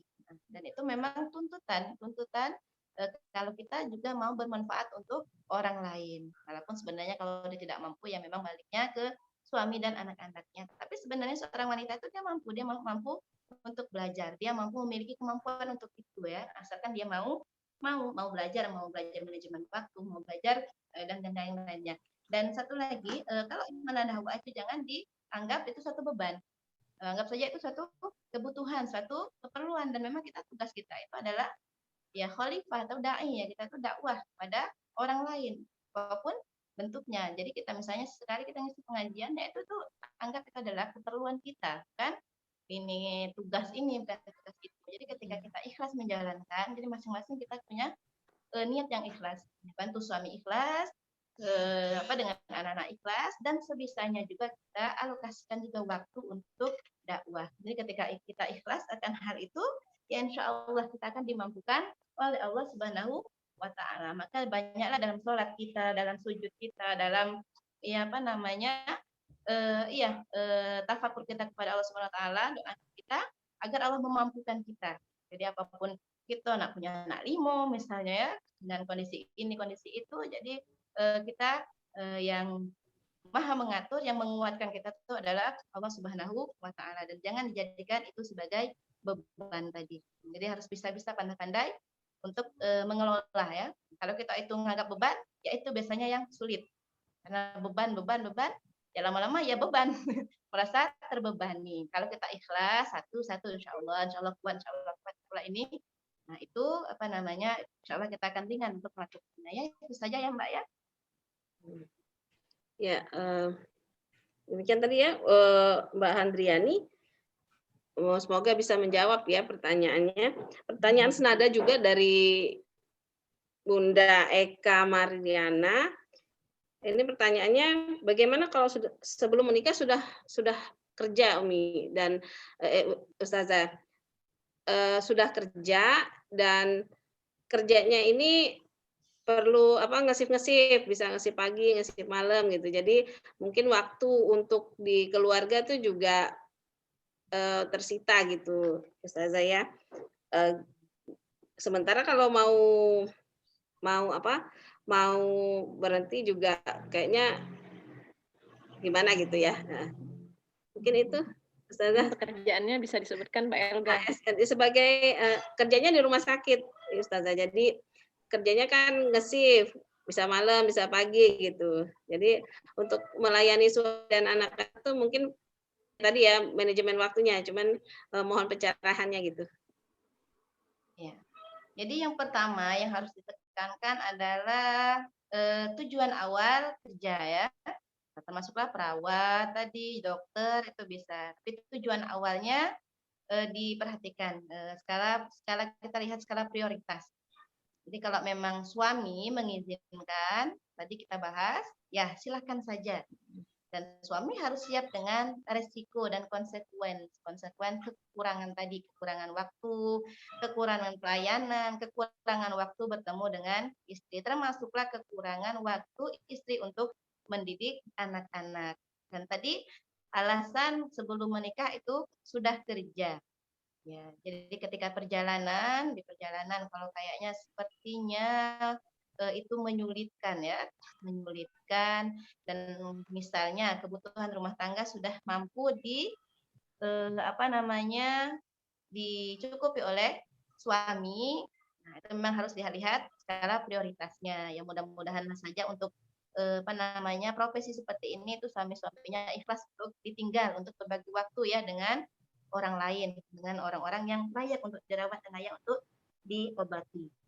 Dan walaupun sebenarnya dari awal itu bisa menjadi syarat seorang wanita bekerja. Jadi ketika sebelum dia menikah itu bisa ditanya, calon istri itu bisa mengajukan pertanyaannya, bagaimana boleh tidak atas saya kerja seperti itu ya? Ya, boleh tidak saya bekerja. Jadi kalau suaminya mengatakan kamu tetap boleh kerja, ya. Nah, ketika di perjalanan itu lihat lagi kerjanya tadi. Apakah alasan istrinya hanya membantu suami atau istrinya punya tanggungan. Misal punya orang tua, dia anak pertama yang harus menyekolahkan adik. Nah, itu orang suami harus ketika di perjanjian awal pernikahan seorang suami harus melaksanakan janjinya. Jadi kata Allah Subhanahu wa taala dalam surat Al-Maidah ayat pertama, ya ayyuhalladzina amanu aufu bil uqud. Hai orang yang beriman, penuhilah janji kalian. Hadis juga mengatakan al-muslimuna ala syurutihim. Jadi orang muslim itu harus atau harus memenuhi janjinya. Nah, termasuk tadi janji kepada calon istrinya. Jadi kalau sudah perjanjian awal itu dia harus mengikuti janji tersebut. Harus siap-siap ikhlas. Jangan pas di pernikahan pas jalan dia tidak boleh istrinya kerja misalnya ya seperti itu. Dan juga ya ini tadi ya kalau dalam keadaan seperti ini itu sesuai dengan perjanjian awal, dan makanya ini ulama pun mengatakan ya ini kita tidak nyuruh cerai ya. Salah satu yang menjadi diperbolehkannya seorang wanita itu menuntut cerai atau dia gugat cerai misalnya ya, itu ketika seorang suami itu tidak memenuhi perjanjian awal pernikahan, itu tidak dosa. Tapi yang Cak ini tidak kita harapkan ya, jangan sampai ya.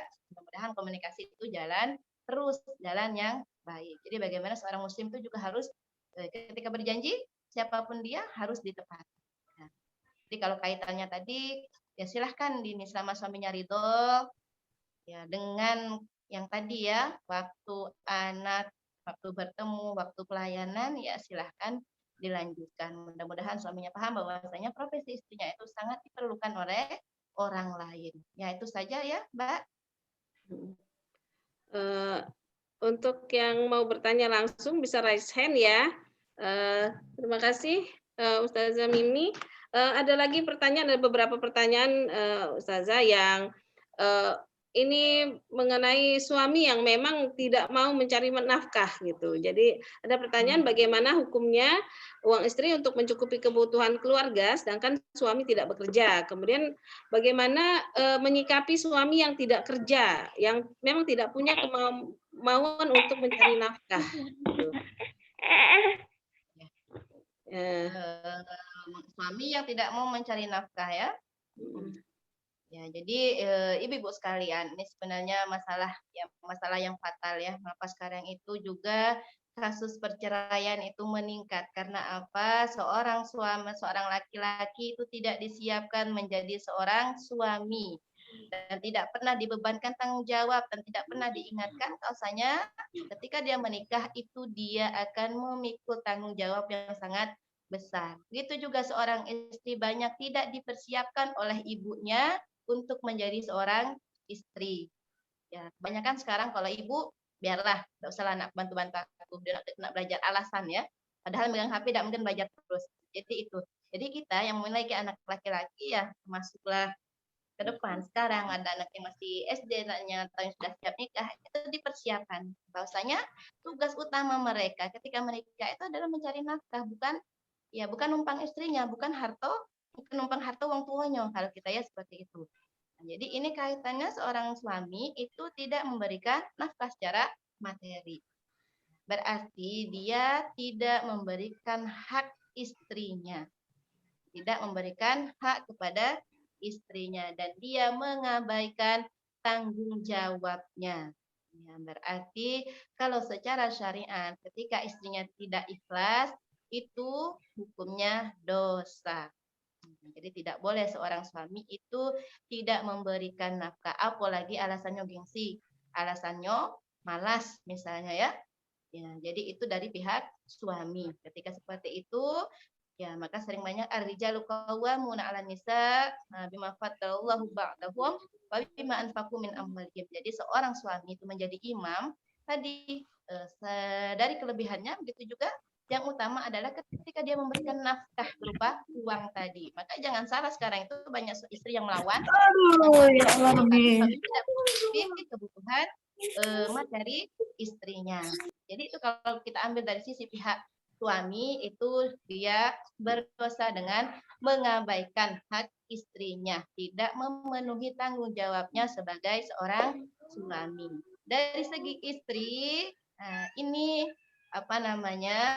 yang pertama itu kalau kita mau berbicara tentang syariat, tentang fikih, maka kita ambil mazhab Imam Syafi'i yang mengatakan boleh seorang wanita menggugat cerai ketika suaminya miskin atau tidak mampu melaksanakan, tidak mampu memberikan nafkah kepada istrinya. Jadi tidak berdosa, dia pisah, dia cerai dengan alasan suaminya tidak memberikan nafkah. Itu dari segi syariatnya. Dan juga kalau dia mau bertahan dengan hal tersebut, maka bisa kita ambil contoh dari ya sahabat-sahabat Nabi tadi, sahabat wanita Nabi tadi, termasuklah adalah istri Abdullah bin Mas'ud yang dia mengatakan pada Rasulullah, ya saya lebih suka sedekah, tapi katanya tidak bisa lagi sedekah karena Abdullah bin Mas'ud itu orang yang sangat miskin.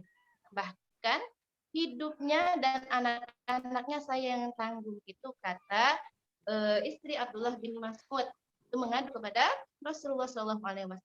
Lalu Rasul mengatakan, ya wahai istri Abdullah bin Mas'ud, kalau kamu ikhlas, maka apa yang kamu berikan kepada anak dan pada suami dan anak-anakmu itu adalah dicatat oleh Allah Subhanahu wa taala sebagai sedekah darimu untuk keluargamu, dan itu pahalanya sangat berlipat. Jadi bukannya ya, termasuklah yang diuji oleh Allah, suaminya meninggal, dia juga harus menjadi tulang punggung keluarga. Itu juga dia mendapat pahala menghidupi anak-anak yatim. Walaupun dalam syariat sebenarnya ketika seorang suami meninggal, itu yang berhak, yang wajib menafkahi anak-anaknya itu adalah wali dari pihak ayahnya.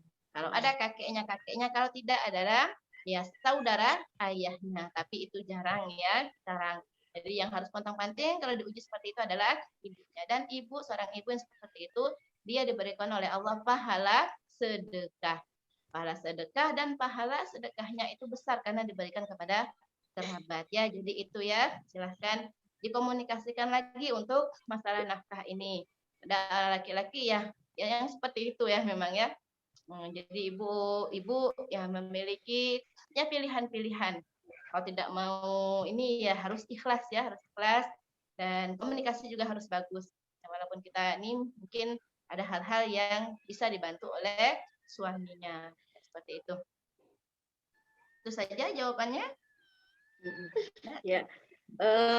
Dipersilakan yang lain jika ingin bertanya. Satu Umi, Ustazah Mimi. Ini pertanyaan dari Ibu Leni Parlina.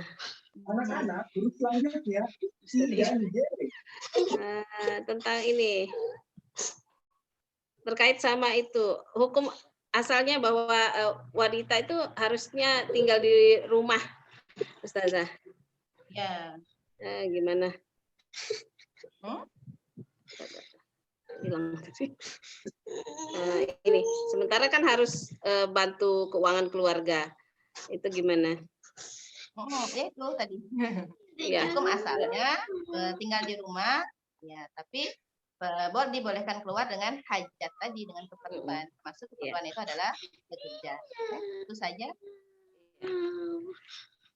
Kepada peserta yang lainnya disilakan untuk langsung bertanya kepada Ustazah Mimi. Bisa raise hand, bisa langsung menyampaikan pertanyaan kepada Elga itu ada Yun Febriani yuk katanya. Iya. Oh iya. Kepada itu Bunda Yun Febriani disilakan. Oke ya. Assalamualaikum warahmatullahi wabarakatuh. Waalaikumsalam warahmatullahi wabarakatuh. Perkenalkan saya dari Wonosobo. Ingin menanyakan yang mungkin istilahnya agak sedikit menyimpang tapi masih ada kaitannya dengan ini. Dan saya begini, Kak, suami istri bekerja, kemudian semua penghasilan istri diserahkan kepada suami. Kemudian yang memanage semua kebutuhan adalah suami dengan kesepakatan bersama. Dengan pertimbangan istri kurang mampu dalam mengatur keuangan. Nah, apakah hal ini menjadikan kewajiban seorang istri itu tidak terlaksanakan. Seperti itu. Itu saja dari saya. Mohon maaf atas segala kekurangan. Assalamualaikum warahmatullahi wabarakatuh. Waalaikumsalam. Jadi ini masalah penghasilan istri juga ikut diserahkan kepada suami ya Bu ya. Jadi kalau tuh pernah satu bahasan itu ada kisah tentang bahasan tentang nafkah seorang istri yang bekerja. Jadi kalau ini malah sebaliknya ya, uang istri pun ikut ke suami. Jadi ibu sekalian, kalau seandainya suami mengizinkan ibu untuk kerja atau apa, dan sebenarnya yang berhak mutlak atas uang itu adalah istrinya. Jadi tidak ada kewajiban seorang istri untuk menyerahkan semua penghasilannya kepada suami, pun sebaliknya. Ya, tidak ada kewajiban seorang suami itu untuk menyerahkan semua penghasilannya kepada istri. Itu jangan salah ya ibu-ibu ya. Iya, jadi jangan sampai suami itu tidak punya, kita dulu bahas sisi suami dulu ya. Jangan sampai suami itu tidak punya harga diri di hadapan kita. Ya terserah, mungkin ada yang tipe dia mau, tapi jangan sampai istri yang menekan. Sini ke mintanya kalau ATM. Kasih saya ATM semuanya ini saya ngelola. Itu tidak boleh. Ya, jadi kalau penghasilan suami 10 juta misalnya dan dikasihkan ke istrinya 7 juta, ya itu kalau udah cukup selesai. Jadi nggak mesti semuanya itu diambil oleh istri. Jadi tidak ada kewajiban suami untuk menyerahkan semua penghasilannya kepada istri. Nah, yang wajib itu memenuhi kebutuhan materi istri tadi. Nah, yang tadi sebaliknya seorang istri. Jadi silahkan dikomunikasikan ibu. Kalau ibu misalnya ikhlas, itu semuanya diserahkan. Ya, monggo itu menjadi sedekahnya ibu untuk suami dan anak-anak. Sedekah ya, insya Allah besar pahalanya. Silakan. Tapi kalau ibu merasa kurang nyaman dan merasa terpaksa, silakan dikomunikasikan ulang dengan suami. Ini digaji misalnya Pak, ini ya Bapak misalnya ya, gaji saya 3 juta. Saya mau untuk jajan saya 1 juta. Itu halal ya ibu-ibu ya. Ya itu karena uang istri. Bahkan istri yang bekerja harusnya ketika suami itu mampu mencukupi, tetap saja uang itu tetap uang istri. Dan istri itu berhak mendapatkan uang suami. Jadi pasti setuju kalau ya. Setuju semua statement ini ya. Uang istri, uang suami, uang istri. Ya, jadi itu ketika wanita itu bekerja. Jadi sebenarnya ketika seorang kalau kita tadi lihat sejarah, itu istri-istri Rasulullah seperti itu. Mereka punya uang ya terserah mau sedekah. Jadi sebenarnya kalau bertanya izin atau tidak untuk sedekah, nah, maka ya tidak kan ya perlu izin, tapi adabnya adalah minta izin dengan suami, itu adabnya. Jadi walaupun kita punya uang sendiri, ketika mau ngasih saudara, mau ngasih apa, ya biasakan komunikasi yang bagus dengan suami. Maka adabnya adalah minta izin dengan suami tadi. Jadi kalau teman masalah ibu tadi, ya silahkan Bu, kalau ikhlas silahkan, kalau tidak bisa dikomunikasikan ulang.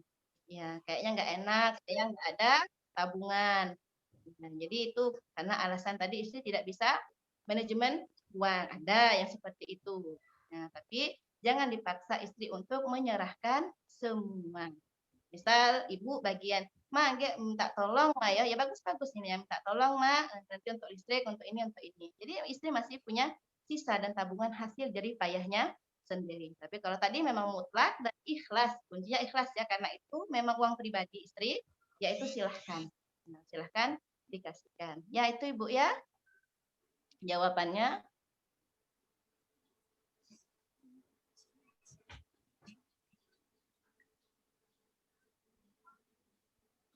Terima kasih Ustazah Mimi. Gimana Mbak Yun? Apakah sudah bisa menjawab pertanyaannya?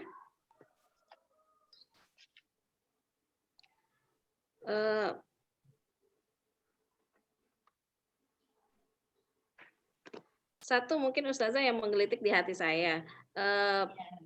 Banyak istri ibu-ibu yang bekerja itu merasa terlalu letih gitu, mana mau kerja dan juga harus mengurus pekerjaan domestik rumah tangga. Nah, apakah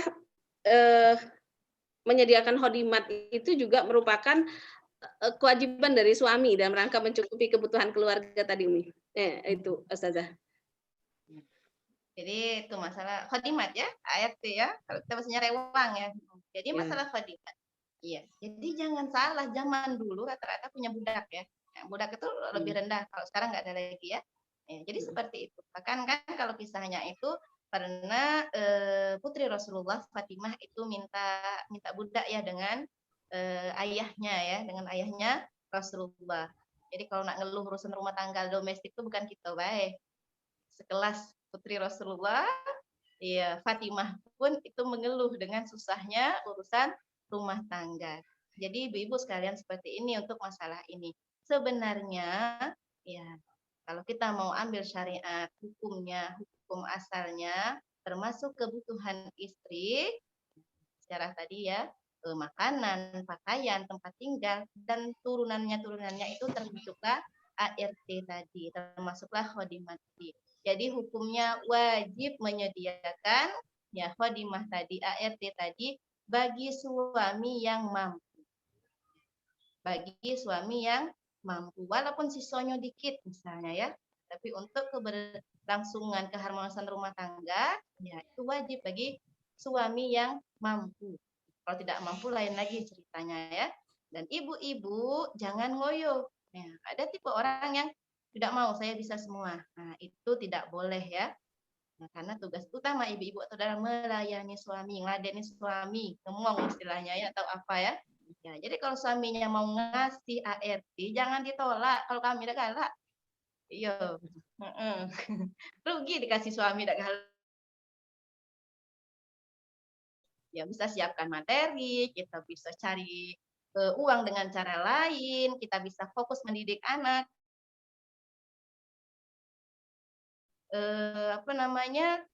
Warawiri misalnya, belum cuci piring, belum ini, belum itu, atau apa ya. Nah, jadi itu seperti itu. Karena kebanyakan ada juga istri, saya nggak mau ada ini, sayang duitnya. Nah, sayang duit katanya ya. Ya, dia lebih sayang uang daripada sayang dengan suami ya. Jadi waktunya itu banyak terbuang. Jadi seperti itu. Jadi kalau memang suaminya belum mampu ya itu namanya tadi banyak kisah-kisahnya ya. Ya, Ali bin Abi Thalib itu orang yang miskin. Jadi istri juga harus sabar. Dan Asma binti Abu Bakar yang anak seorang khalifah pun bersuamikan Zubair bin Awam yang dia adalah juga laki-laki yang miskin. Jadi memang ujian rumah tangga tiap orang itu beda. Tapi kalau kita mau apa hukumnya, ya itu wajib tapi bagi suami yang mampu. Dan para istri itu tidak boleh menolak. Ya, seperti itu. Ya, ini kabar yang Itu melegakan ya. Sudah dicari ART. Habis ini bikin proposal punya ART nih. Laporan suami nih, Elga. Satu lagi ini Ustazah dari Bunda Prastiani. Assalamualaikum, mohon bagi tips bagaimana cara agar tetap bisa optimal di rumah walau lelah pulang bekerja. Mungkin silakan Ustazah. Lelah ya. Salah tips. Salah minta pendapat nih. Kalau kami dibuang sebab lelahnya itu kalau kami ya. Iya, jadi emang itu biasanya di review ulang apa, terus kita kerja ini karena memang keperluan atau apa, jangan-jangan kita kerja nanti maaf anak dititip, nanti semua ini ujung-ujungnya kalau kita kalkulasi secara nominal itu malah sebenarnya sama baik kita kerja dengan tidak, maksudnya keluar ya, kerja keluar ataupun tidak. Jadi itu memang harus dihitung ulang dan dibalikan ke diri masing-masing. Jadi bekerja itu memang harus tepat alasannya itu apa, bukan hanya gengsi atau apa. Dan itu tadi ya tips lelah ini tadi ya itu syarat bekerja tadi itu harus memang paham kondisi fisik, kita sendiri. Jadi kalau kita sudah tahu kita orangnya lelah atau apa, ya itu silahkan. Kalau secara kesehatan mungkin makan ini, makan itu, makan apa ya. Nah, tapi kalau secara syariat, pastikan dia ya lelah sesekali itu boleh. Ya, tapi yang wajib itu dia harus fresh dengan suaminya. Maka ya itu tadi kalau menanya tips sama ya saya khususnya ya kurangi apa yang bisa dikurangin. Termasuklah kalau memang ya memungkinkan, dan itu memang kesepakatan dulu dengan suami. Kalau saya kerja, saya bantu, nanti maaf-maaf, Abi akan dapat waktu sisa. Anak-anak juga seperti itu. Itu harus komunikasinya bagus, jadi suaminya bisa paham. Tapi kalau suaminya yang tidak paham, atau banyak tuntutan atau apa, karena memang tugas utama kita itu dengan suami dan dengan anak, ya maka ya diurai gitu ya. Yang lelah-lelah tadi itu diurai. Apalagi kalau misalnya kerjanya atas tekanan, bukan tekanan, maksudnya kita punya kerja di satu instansi, harus ini, harus itu. Datang ke rumah kita belum ditekan bos, datang ke rumah ketemu suami, muka awut-awutan, anak rewel, dan itu misalnya tidak ada ART, rumah pun nunggu kita. Nah, jadi ya bisa dibayangkan ya bagaimana kacaunya kita. Jadi seperti itu ya, silakan diurai sendiri, dan memang komunikasi dengan suami itu harus dijalin terus. Kalau suaminya ikhlas menerima istri yang lelah, yang capek, yang ya silahkan seperti itu ya. Dan itu memang urusan dapur masing-masing, urusan kita antar dengan suami kita masing-masing. Dan kalau saya itu orangnya tidak mau ribet ya, kalau nanya saya tips saya. Kalau saya nggak mampu pagi-pagi sampai sore, ya maka saya tidak akan lakukan hal itu. Maka saya akan cari pekerjaan yang kira-kira ya dapat uangnya sama dengan saya keluar seperti itu, tapi saya ya stay di rumah seperti itu. Jadi memang harus kita belajar manajemen, dan kita harus tahu prioritasnya apa seperti itu. Beda juga ketika yang anaknya 5 kecil dengan anaknya yang 4, anaknya 3 sudah besar semua. Nah, itu beda lagi kan, tuntutan untuk tanggung jawab di rumah itu juga lebih kecil. Nah, jadi silahkan dipilih-pilih sendiri ya. Nah, silahkan bisa ditulis. Malah kalau gaji itu bisa dicatat. Kalau saya kerja ongkos sekian, ini. Kalau di rumah misalnya saya mampu cuman jadi ini jualan dapat misalnya ini, dihitung-hitung ternyata kita lebih besar ketika kita ada di rumah, yaitu mungkin itu pilihan seperti itu. Jelas tidak boleh terus-terusan lelah, terus-terusan capek sehingga suami dan anak itu mendapat waktu sisa, karena surga kita sebenarnya adalah surga dengan suami. Apalagi kalau misalnya maaf alasan nyari uangnya itu tidak terlalu urgent ya, karena sekarang ya banyak wanita yang ya bukan nih semua ya, semua umum, kebanyakan kita khususnya ya, mungkin kita yang kurang qanaah seperti ibu-ibu kita dulu yang kurang nerimo kata orang Jawa tuh ya, kita merasa ini mestinya kalau saya kerja seperti ini, padahal sebenarnya ketika suami kerja sendirian itu sudah bisa mencukupi. Nah, jadi itu harus diperhatikan lagi kondisi fisiknya. Ya itu saja Bu. Ya, terima kasih Ustazah. Ada pertanyaan lagi ini dari Maisa Ummu Fauzan. Assalamualaikum, suami bekerja, istri di rumah aja. Sedangkan istri ada tanggungan adik masih kuliah dan orang tua hidupnya susah.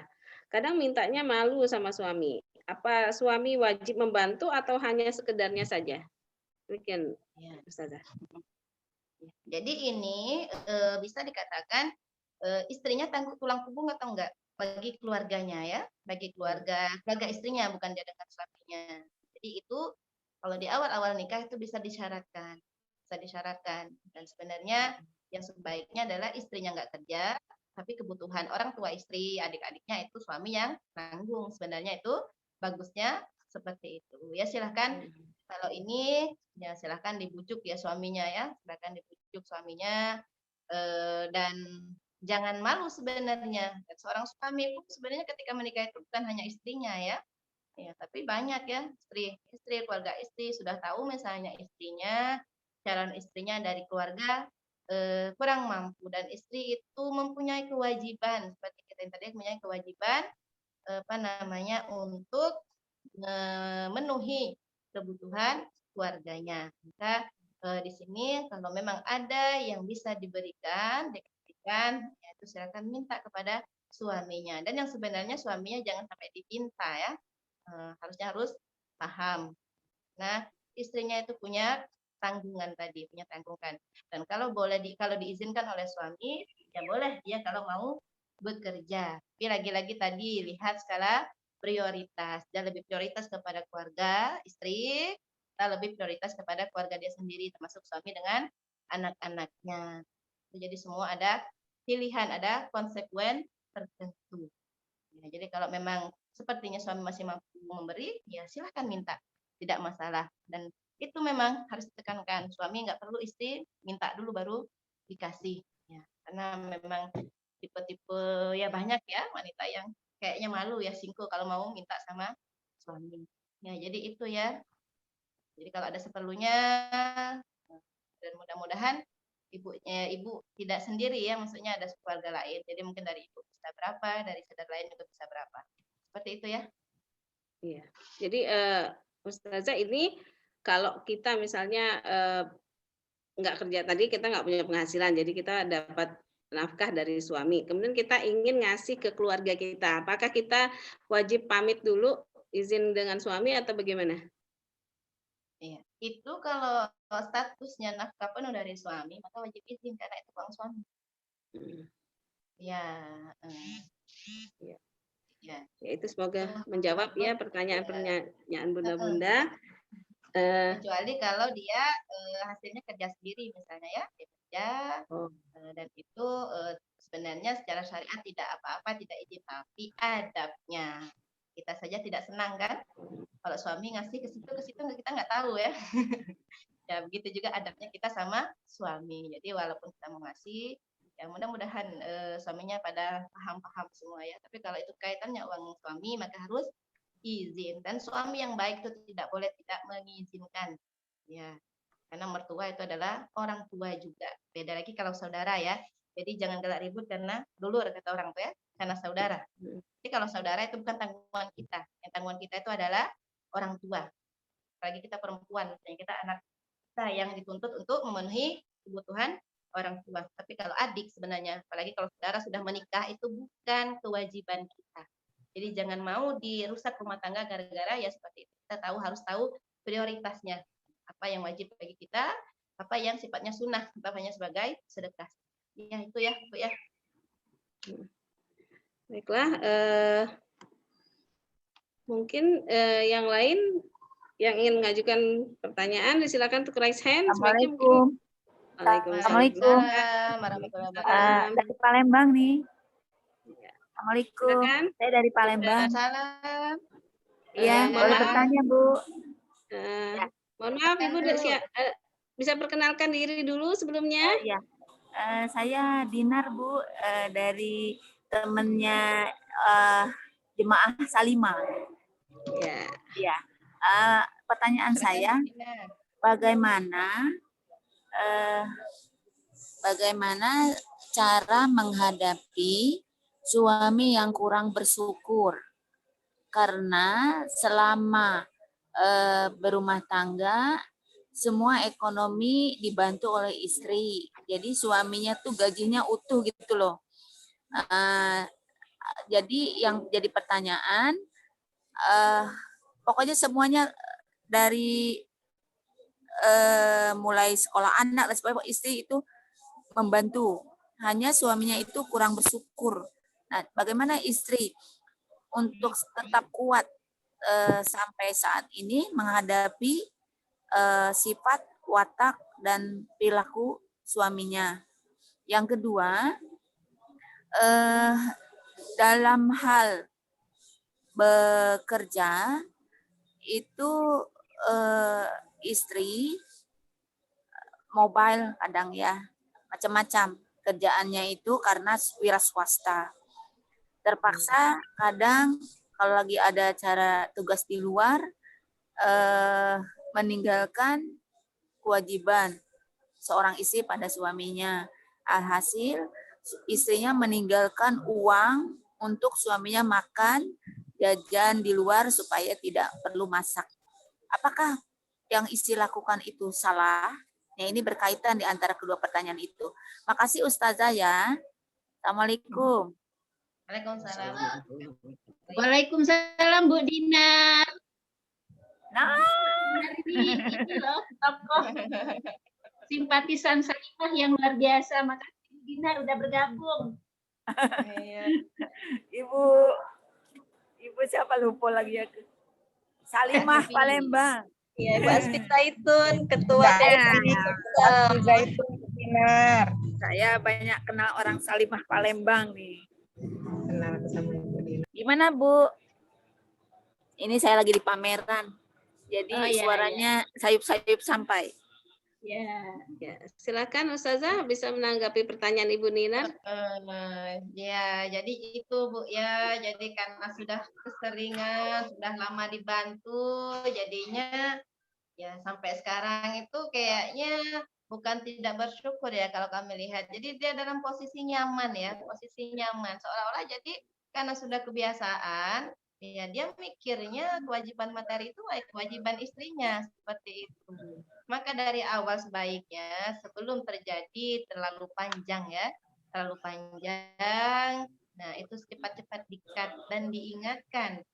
Bahkan harusnya seorang suami itu sebelum menikah dia sudah paham bahwasanya yang memberikan nafkah sekolah anak, urusan rumah, makan anak, istri semuanya itu adalah kewajiban dia, bukan kewajiban nanti kan istri juga kerja. Nah, itu jangan ada sampai pikiran seperti itu. Kalau ada ya alhamdulillah, kalau tidak ada ya itu. Jadi itu kesalahan besar dari awal. Karena seringnya dia dibantu dan dimanjakan sampai dia tidak ingat. Dan salah-salah lagi suaminya tidak pernah ikut pengajian misalnya ya. Ya, jadi frame di otaknya tuh emang kayak itu ya kalau bahasa kita ya. Oh, ya. Itu sekali memang harus disuruh juga. Karena kalau kita di mobil misalnya silakan putar sekali. Ya siapkan materi ya ceramah ustadz tentang nafkah misalnya bisa seperti itu sekilas misalnya atau di rumah dia ada itu caranya tipsnya agar sebenarnya sedikit-sedikit sadar itu kan itu sudah terlalu lama tadi itu kesalahan besar ya. Kesalahan juga kita sebagai istri salah juga karena dari awal kita tidak mengungkapkan rasa keberatan. Justru maaf Kak sebentar, justru suami menyuruh isinya kerja, Ustazah. Ya, itu memang satu kesalahan besar dan hukumnya sebenarnya ya Ibu ya, suami yang tidak memberikan nafkah baik itu batin dan juga lahir termasuk materi padahal dia mampu itu dosa besar. Dan itu dosa besar ya dan itu pertanggungjawabannya bukan saja kepada anak dan istri tapi juga kepada Allah Subhanahu wa taala. Jadi mengapa dia jadi imam dalam rumah tangga? Mengapa dia ini karena tadi kita bahas yang di awal tadi hak suami istri adalah mendapatkan nafkah dari suaminya. Itu hak. Jadi ketika hak seorang istri tidak dipenuhi oleh suaminya, ya maka dia akan suami itu mendapatkan dosa karena dia tidak melaksanakan kewajibannya. Kalau dari segi istri itu tadi ya, mungkin itu karena dari awal kita ini. Jadi seperti ini Bu, kalau kita berbicara ya sebenarnya simple ya, sebenarnya simple, tapi itu sangat susah dilaksanakan. Ya, kalau kita berbicara seperti itu, ketika seorang suami itu tidak mampu, tidak memberikan hak atau tidak melaksanakan kewajibannya, itu secara syariat sah untuk menuntut cerai, bisa. Ya, tapi ya tadi lagi-lagi Bu ya, kalau kita mampu bertahan di awal, sekarang anak sudah besar, terus sampai ini maka bertahanlah. Mudah-mudahan apa yang Ibu berikan itu dihitung oleh Allah sebagai sedekah dan amal jariyah. Bahkan ketika Ibu memberikan uang hasil pencarian Ibu itu untuk anak tadi. Dan dengan itu anak sekolah, anak pintar, anak bahasa kita Palembang itu jadi wong ya misalnya, itu jariyah Ibu, sedekah Ibu. Jadi kalau mampu bertahan di awal, mengapa Ibu tidak berusaha untuk ya, tadi kalau hukum istri ya masuklah yang tadi misalnya ya ninggalin suami karena kita rasa tidak mampu masak ya kasih waktu masak ninggalin uangnya termasuk itu tadi. Mudah-mudahan Ibu diberikan oleh Allah pahala sedekah dan juga pahala sabar ya, sabar dengan ujian ya, sabar dengan ujian dan balasan orang yang sabar itu adalah surga Allah Subhanahu wa taala. Sabar dengan keadaan suami yang seperti itu, sabar dengan ya keadaan pernikahan yang seperti itu karena ya pernikahan itu tidak berjalan hanya dengan sekedar hukum syariat halal haram cerai idah ya bukan seperti itu, tapi ya di sanalah memang seninya ya ibadah yang pertama itu adalah pernikahan tadi yaitu Ibu ya syaratnya saran itu saran dari saya kalau dari syariat kalau minta cerai boleh tapi ya itu tadi kalau mampu bertahan ya silahkan bertahan dengan ya sekuat-kuatnya. Itu saja Bu Dinar ya.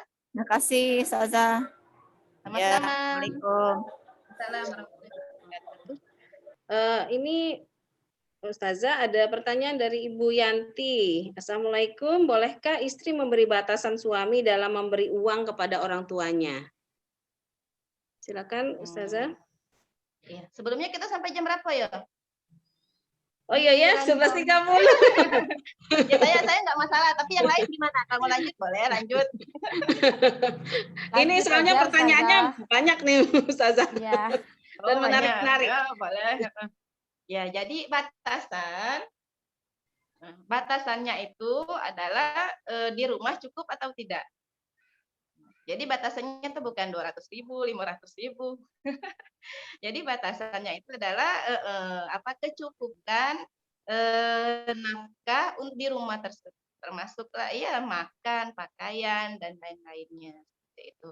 Dan kalau memang misalnya pas-pasan, ya cukup atau tidaknya itu kan tergantung istri ya.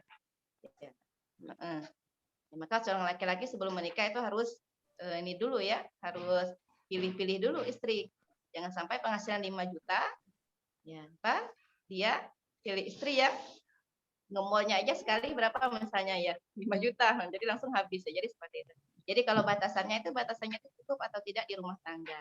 Ya, seorang istri pun kalau memang sudah merasa cukup dan suaminya punya tanggungan ya silahkan. Kalau misalnya bulan ini libur dulu beli skincare misalnya ya demi untuk ngasih mertua misalnya si orang tua suami, ya itu silahkan. Jadi batasannya itu ada di diri masing-masing. Kecukupan. Yang wajib adalah mencukupi kebutuhan rumah. Itu saja ya. Gimana kalau itu uang yang diberikan pada orang tua itu adalah penghasilan istri, Ustazah? Oh, penghasilan istri. Iya, kalau penghasilan istri ya silahkan. Silahkan, tapi tadi ya lihat-lihat ya.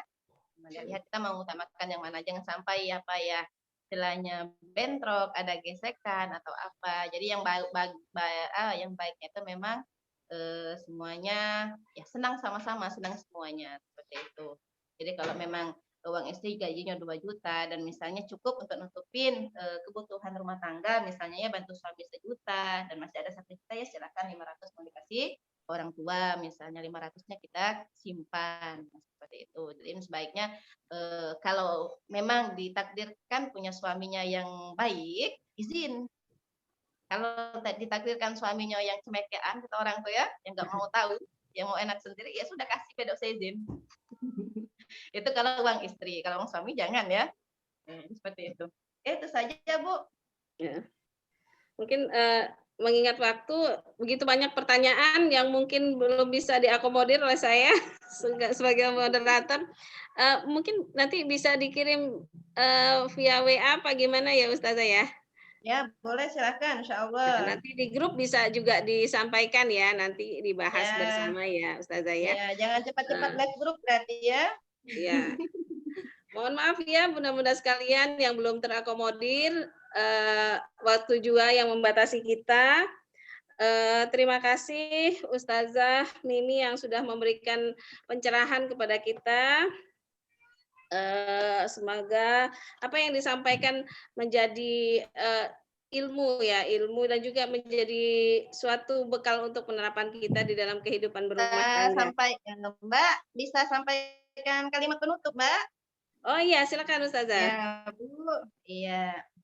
Jadi Ibu sekalian mengingatkan, sama-sama mengingatkan terkait dengan wanita bekerja atau tidak, sama-sama kita ingatkan hadis Rasulullah SAW, idza salatil mar'a khamsaha wa shamat syahruha wa hafizat farjaha wa ata'at zawjaha qila dukhulil jannah min ayyi abwabin syi'ti. Nah, jadi sebenarnya untuk mendapatkan surga itu dekat Ibu-ibu ya. Surga itu ada di suami. Jadi ketika seorang wanita sudah sholat 5 waktu, ya puasa Ramadan, ya menjaga kemaluannya dan juga mentaati suaminya, maka kata Allah Subhanahu wa taala, masuklah kamu ke pintu surga dari pintu mana saja yang kamu sukai. Nah, jadi itu ibu-ibu ya sebagai mengingatkan untuk kita semua. Jadi memang yang utama suami dan juga anak-anaknya. Sekian Mbak. Bu, moderator. Ya. Terima kasih Ustazah Mimi yang telah berbagi ilmu yang luar biasa terkait dengan istri bekerja. Terima kasih juga kepada para audiens yang sudah antusias mengikuti acara kita pada hari ini. Perlu diingat bahwa ruang belajar Salimah ini akan terus dilaksanakan ya secara kontinu. Jadi mohon agar para peserta bisa mengikuti acara ruang belajar ini di kesempatan mendatang. Kemudian terima kasih juga kepada para panitia yang sudah bekerja keras untuk berlangsungnya acara ini. Semoga apa yang kita dapatkan pada hari ini dapat menjadi amalan nilai di sisi Allah dan dapat kita aplikasikan di dalam kehidupan kita. Sekian dari saya. Billahi taufiq wal hidayah. Assalamualaikum warahmatullahi wabarakatuh. Waalaikumsalam warahmatullahi wabarakatuh. Terima kasih Ustazah Pilar. Terima kasih Ustazah. Tutup Ibu-ibu. Ada foto bersama lagi ya, nggak ada foto bersama. Ya. Baiklah, Ibu-ibu Foto bersama. Kita foto bersama dulu. Oh, sudah banyak yang live duluan. Nanti ada door prize Mbak ya, mohon diingatkan. Iya. Oh, iya. Baiklah Ibu-ibu, kita foto bersama lagi.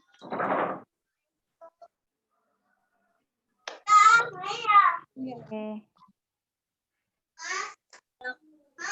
Pertama, boleh dibuka semua, mohon videonya. 1, 2, 3. Slide kedua.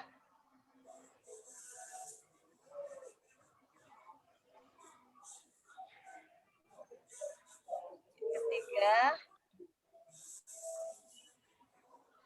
Oke, slide keempat. Oke, sudah. Terima kasih. Terima kasih. Salam persaudaraan insya Allah. Acara selesai, kembali ke Mbak Dina. Baiklah, ini pengumuman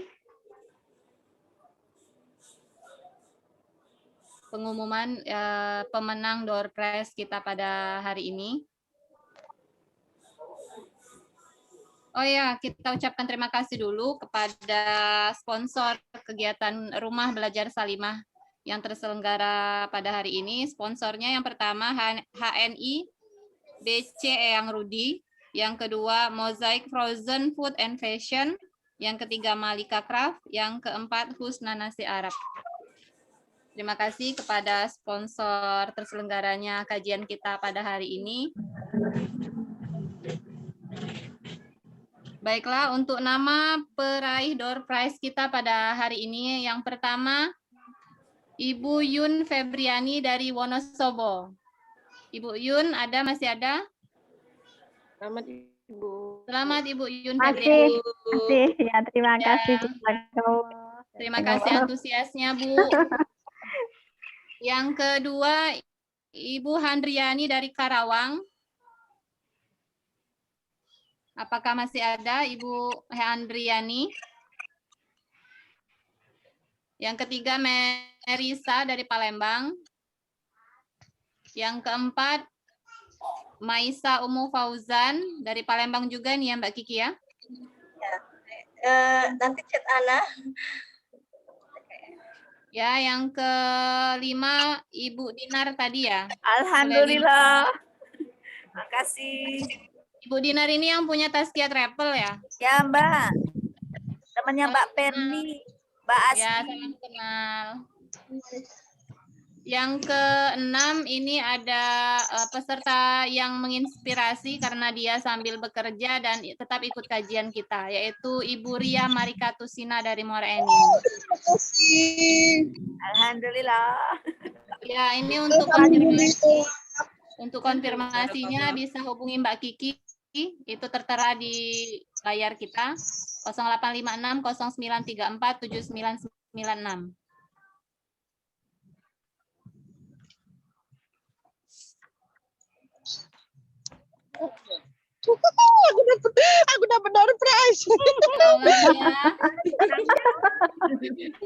Selamat Ria. Terima kasih. Lagi tugas di mana ya, Bu Rina? Kawan-kawan. Di jalan. Hati-hati Bu ya. Tetap semangat. Lagi dinas di jalan itu. Jalannya. Selamat Bu ya, semangat Bu. Terima kasih izin live. Baiklah, sebagai kata penutup, saya ada pantun. Jika ada jarum yang patah, kulit pohon jangan lewatkan. Jika ada kata yang salah, kami selaku panitia dari PD Salimah Muarain mohon dimaafkan. Sama.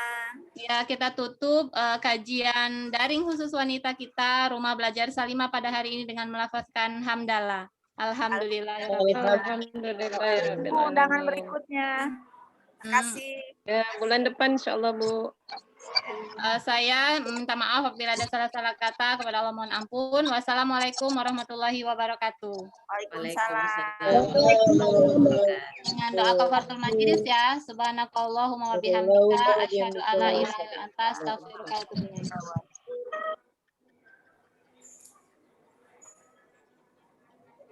Oke, mari Ibu-ibu dipersilakan untuk meninggalkan apa ini.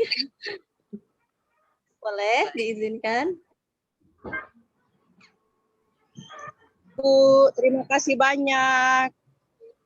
Sama-sama Bu. Bu Ria tetap semangat ya. Tetap semangat cari ilmu ya Bu Ria ya. Sampai berjumpa di ruang belajar Salimah ya. Yang akan datang. Amin.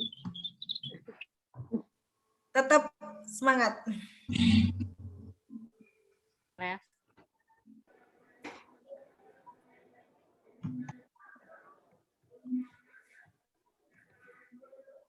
F.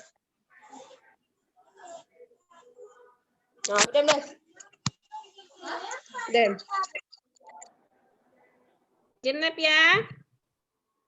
Silakan Mbak, izin tutup ya semuanya. Terima kasih atas kehadirannya. Mohon maaf. Selamat untuk PD Muara Enim. Ya, terima kasih Bu Asfi. Apresiasinya. Terus.